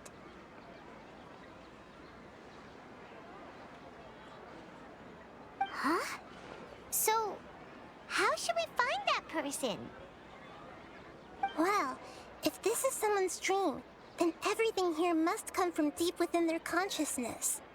Which means, with the power of imagination, they can change anything in this dream. Imagination? What do you mean by that? Imagination means breaking through what you perceive as normal. Like when a server at a tavern brings a plate to you, you'd naturally assume that food is on it. However, if you're the dream's host and you become aware that you're dreaming, when you imagine gold and more on the plate, the dream will respond in kind, and the server really will bring you gold and mora. But right now, our host is unaware that this is a dream. No matter how many times they're served, it will always be food. Find some way to make that person realize that they're dreaming. Usually, once that happens, the person will wake up and the dream samsara will be broken. How are we going to find them, though? If it could be anyone, it'd be like looking for a needle in a haystack. And even if we did find them, how are we supposed to make them realize they're dreaming? After all, like you said, don't wake a sleepwalker. It's extremely difficult, yes. But the only ones who can do it are you two. Remember, everything you've achieved up to this point has all been for the sake of finding the host and ending the samsara. As for me, during this time, I'll be out of town. Out of town? Are you going to that place full of dreams where the Traveler went? Yes. I want to try something. There must still be a small wisp of possibility. Hurry and go. Dreams are supposed to be fantastical, romantic, and full of pleasant surprises. Unnecessary things like this samsara need to end. Paimon's still a little upset that we've come this far only for Dunyarzad to...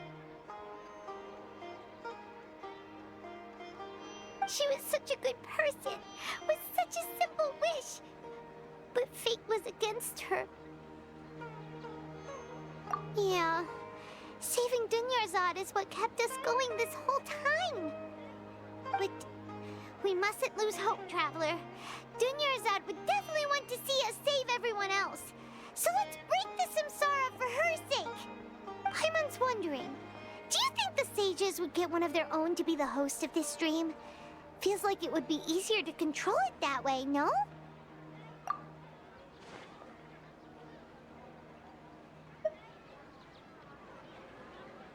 Huh. That's true. Plus, the sages probably weren't counting on there being other factors beyond their control, like Nahida and us.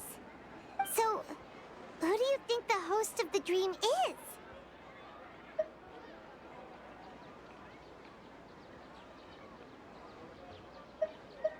Oh, that would make sense. Ferris, the Knight of Flowers, is a symbol of the whole Sumeru's festival, right? Pretty core character. Let's go ask him some questions, shall we?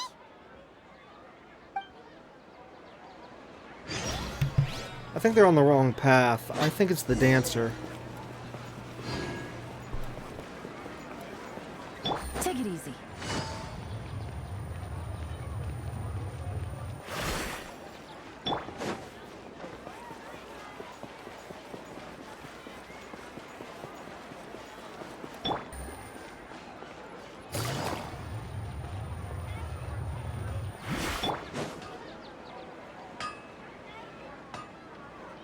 You're back. You left in a hurry last time. Is everything okay? Everything's fine. Just, it's a little hard to explain. Would you mind taking part in a little experiment with us? An experiment? That came out of nowhere. I'm listening, though. What do you need me to do? Could you make a wish? You want me to make a wish? Is that a new Sub-Zero's festival tradition or something? Less questions, more wishing! Okay. Okay. My wish. Okay. I'm a little nervous saying this out loud, but I want Miss Dunyarzad to be happy. Oh. I noticed earlier that she looked a bit down, and she wasn't really talking to anyone. She just doesn't seem like herself. She's always so gentle and kind, and all the kids love her. I've also wondered if the reason she asked me to be Fairest Knight of Flowers is because I'm special to her, or something. So, you have a crush on Dunyarzad? Oh, is it that obvious? After what I just said, I guess it is. When she placed the hat of the Knight of Flowers onto my head, she said to me, "I want everyone to have a happy Sub-Zero's festival." What she didn't realize was that I'm not that interested in how everyone else feels. In that moment, I just wanted to be her Knight of Flowers for the rest of my life. 50 years, 100 years, I'll serve her till the end of time. Okay, yeah, that was a bit much. Felt like the right moment to get it off my chest, but that was pretty embarrassing. Okay, I'm ready to make my wish. I would like Miss Dunyarzad to appear in front of me right now with a smile on her face. Here goes. Please come true. I'm gonna open my eyes. Oh, you're... What? Fucky? Sorry, but only one portion of Yalda candies per person. Back home you go. Nice try, you two. Anyway, never mind. I don't need to see her appear right in front of me. As long as she's happy. Guess he isn't the host of this dream after all. Should have expected it wouldn't be this easy.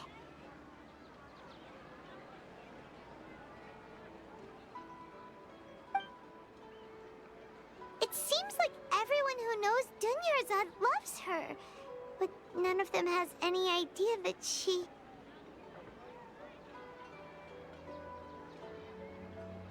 My lady, step back. That sounds like Dia! Oh, Oh, right. This is when Dunyarzad bumps into the kidnappers. Huh? But Dia can handle them. Hey, Traveler!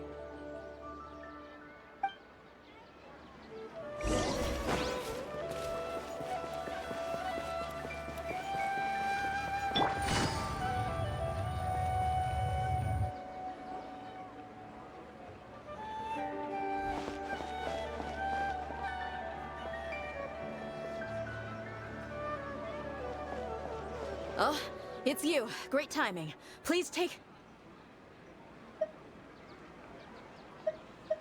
Hey, this is my job.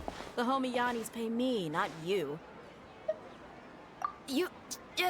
fine, alright. Knock yourself out. Why are you so worked up anyway? It's not like I don't trust your fighting skills. Anyway, watch yourself.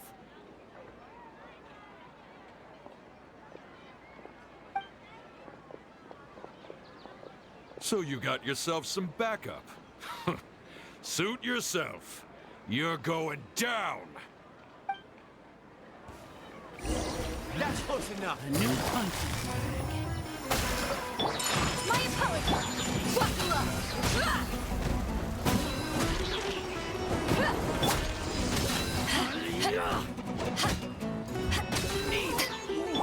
No more tricks up your sleeve. You want this one. Gloves off!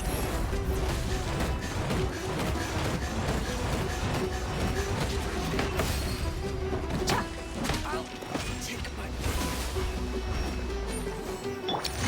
Gotcha! Take flight!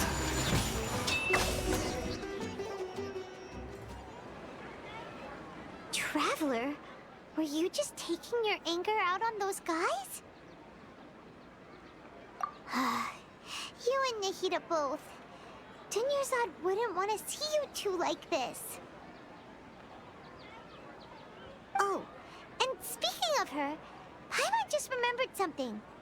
Remember how during the first Sub-Zero's festival, before the Samsara started, we came here with Dunyarzad because she wanted to pick something up? She said it was because she had forgotten something.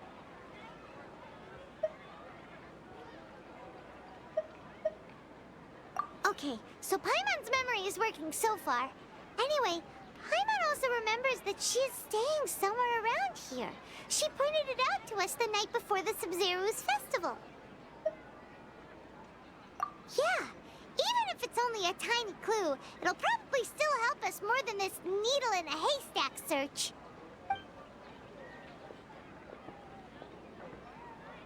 This is the place. It's rude to enter other people's spaces without permission, but desperate times call for desperate measures. Hey, the windows are unlocked.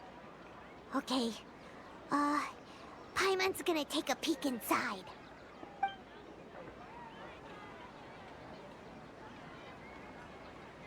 This was only a temporary residence, so there was pretty much nothing inside except this book on the table. Should we open it?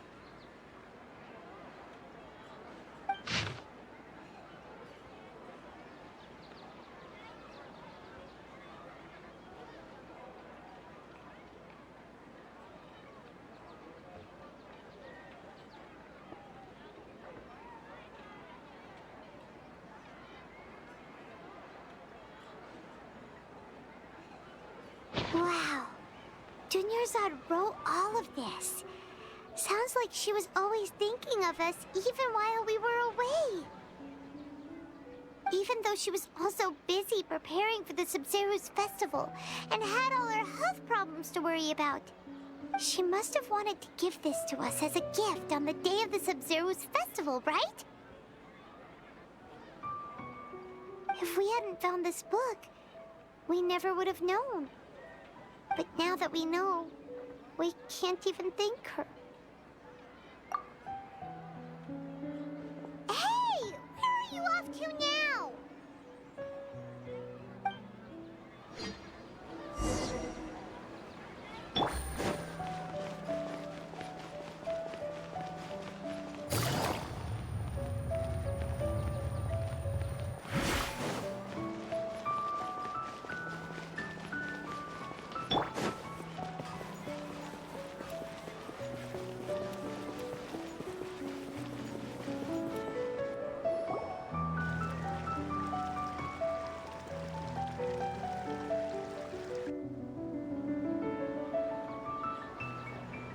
It's Dunyarzad's puppet.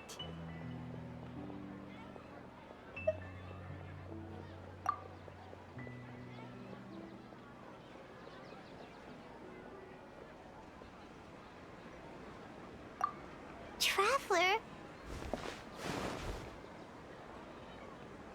You must be exhausted.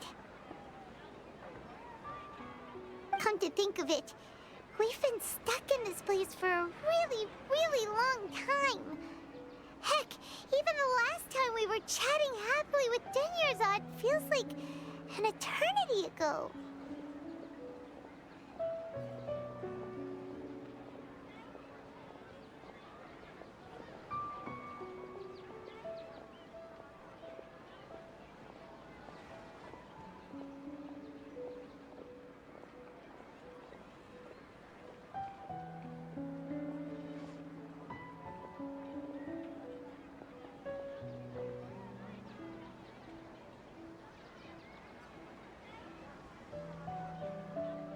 Paimon still remembers when we were sitting here, and the way her eyes sparkled when she talked about Nilou's dance of Sub-Zerus. There will always be frustrations in life, but I know that the point of living is not to leave behind any regrets.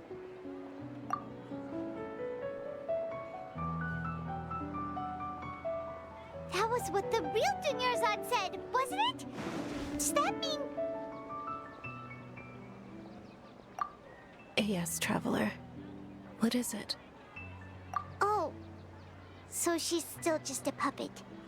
But just now, how come...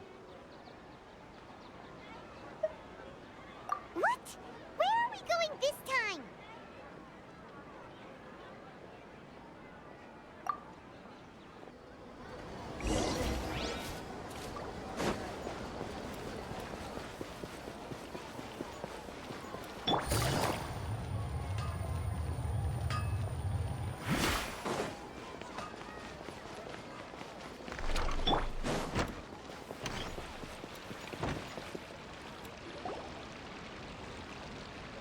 If you continue to resist, we will have to order an investigation into every single event organizer.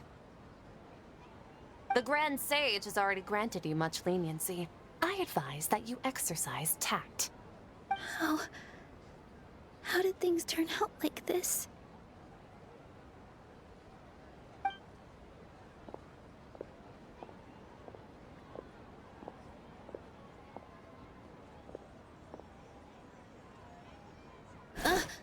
Traveler? You don't have to get involved.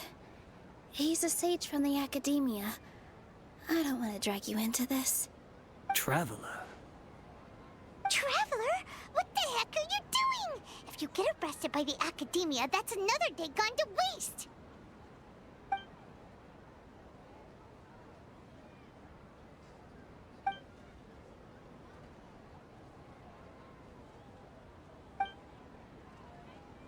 Wait, they're not reacting. Have they been scared stiff? Oh, of course! If this is the Sage's plan, they wouldn't put themselves through this. So they're just substitutes. What is this? What happened to the Grand Sage and his entourage?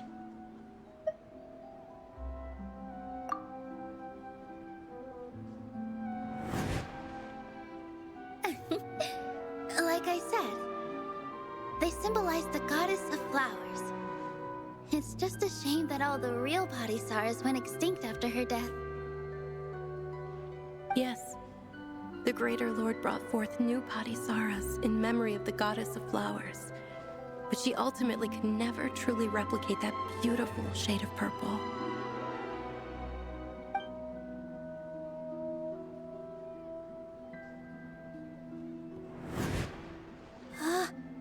That beautiful shade of purple. Aren't these flowers real Padisaras? Just like the ones from the legend? I didn't even notice. Dunyarzad, did you find these?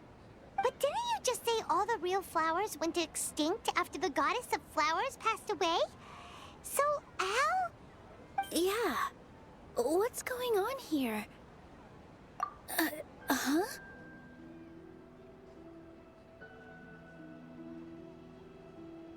You guys are acting weird. But okay, I'll try.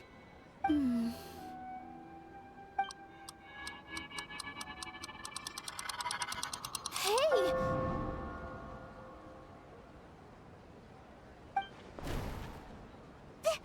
It disappeared! So Nilu's the host! What a surprise! Purple body Saras don't exist in the real world anymore.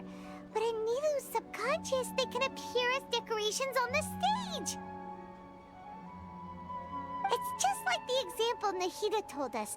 People assumed there will be food on a plate, and Nilu assumed there would be real Patisaras in the flower pots. So when you saw the flowers, you instantly knew it was Nilu? But if we want to end the samsara, we need the host to become aware that they're dreaming. How should we make Nilu realize that? Am I dreaming? Huh? So I'm right. Is this Lesser Lord Kusanali responding to our celebration of the Sub-Zeru's festival? Wrong guess, but you aren't completely wrong either. The point is, what made you think this is a dream? As far as you know, people in Sumeru don't dream, right? Yeah, but have you heard the tale of the first sage? To prevent a calamity, he went on a journey to find the Dendro Archon. Ooh, sounds familiar. Dunyarzad told us a story like that when we first arrived in Sumeru City. So it was about the first sage, huh? Yep, but in the part you heard, he hadn't become the first sage yet. There's more to the story. His piety and wisdom were acknowledged by the Dendro Archon, and she finally gave her blessing to him. All kinds of spectacular scenes appeared in front of the first sage, as if all the knowledge in the world was being painted onto a canvas right before him. He was captivated. After who knows how long, he mastered all the knowledge he could comprehend. Afterward, he said to the Dendro Archon, "I miss my parents, my wife, and my children. I've been away from home for far too long. They must be worried." The Dendro Archon smiled. The next second, the sage found himself lying in his bed, as if he had just woken up from a dream. His wife, lying next to him, said, "You're off to search for the Dendro Archon today, aren't you? Have a safe journey, my love." In the end, the first sage took care of many disasters in Sumeru City, and founded the Academia. What a happy ending. So, the first sage was dreaming ever since the beginning of the story? He never went on his journey? Yes, but his faith and determination were conveyed to the Dendro Archon, so she blessed him in the form of a dream. Paimon understands where you're coming from now. That's a really interesting connection. But we really gotta wake up soon, like the sage in the story. I see. Well, it just so happens that today's Sub-Zeru's festival is almost over too.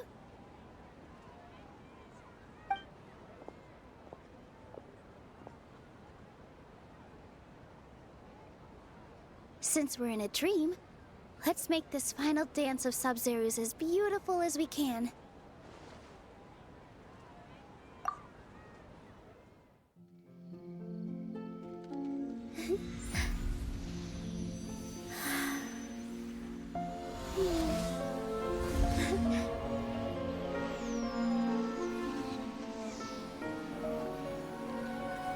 The wait is over, everyone. I dedicate this to our god, the Dance of Sub-Zeru's.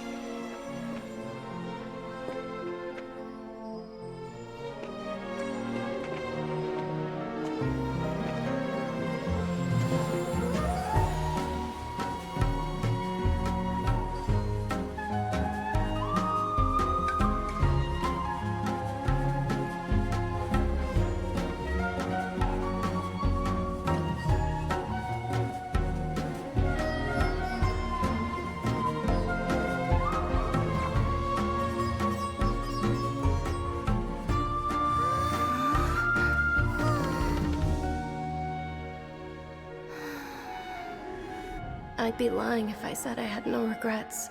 I would have loved to see Nilou's dance.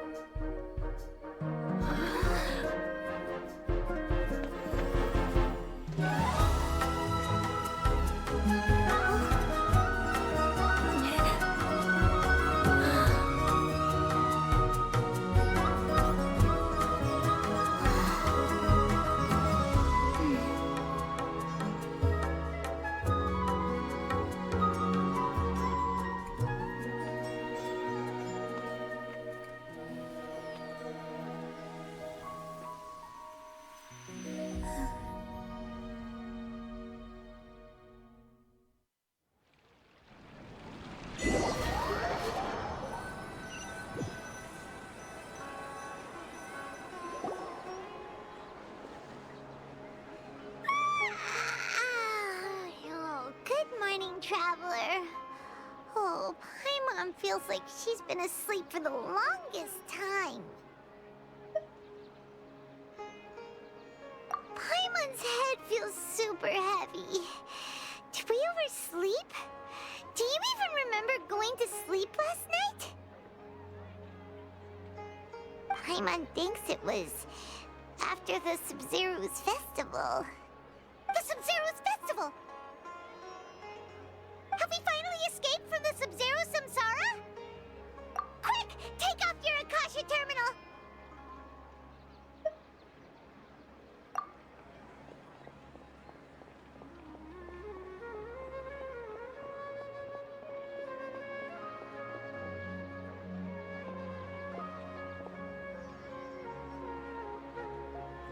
She's not in her room. What happened? Huh? What usual spot?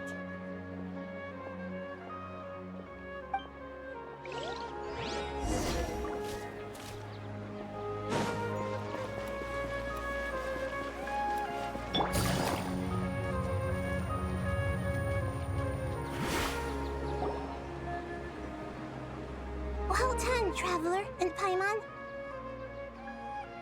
And thank you, Dunyarzad, for organizing the Sumeru's festival for me. I'm sorry, who are... Dunyarzad! You're okay! Oh, don't scare us like that! Oh, Traveler Paimon. I have something amazing to tell you. I just had a dream, and I saw Nilou performing the dance of Sumeru's.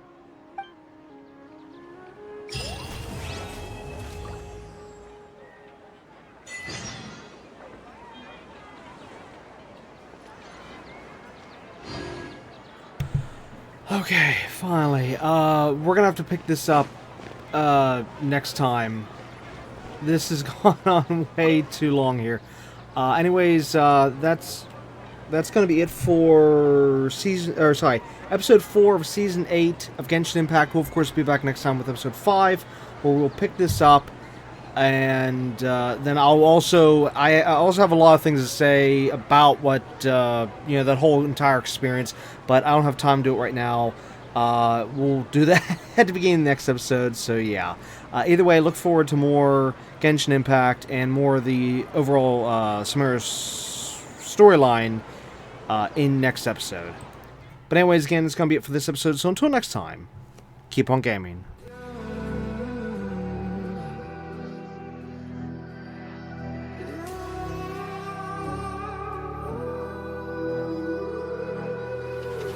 There's a distance between us.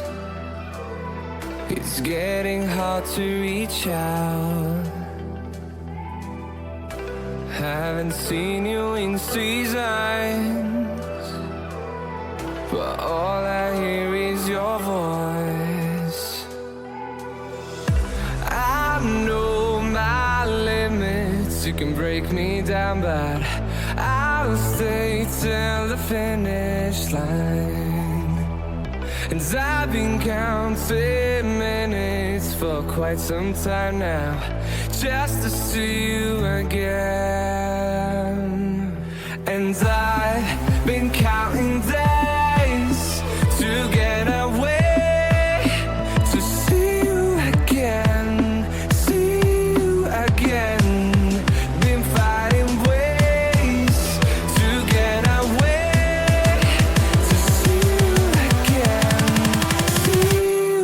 again.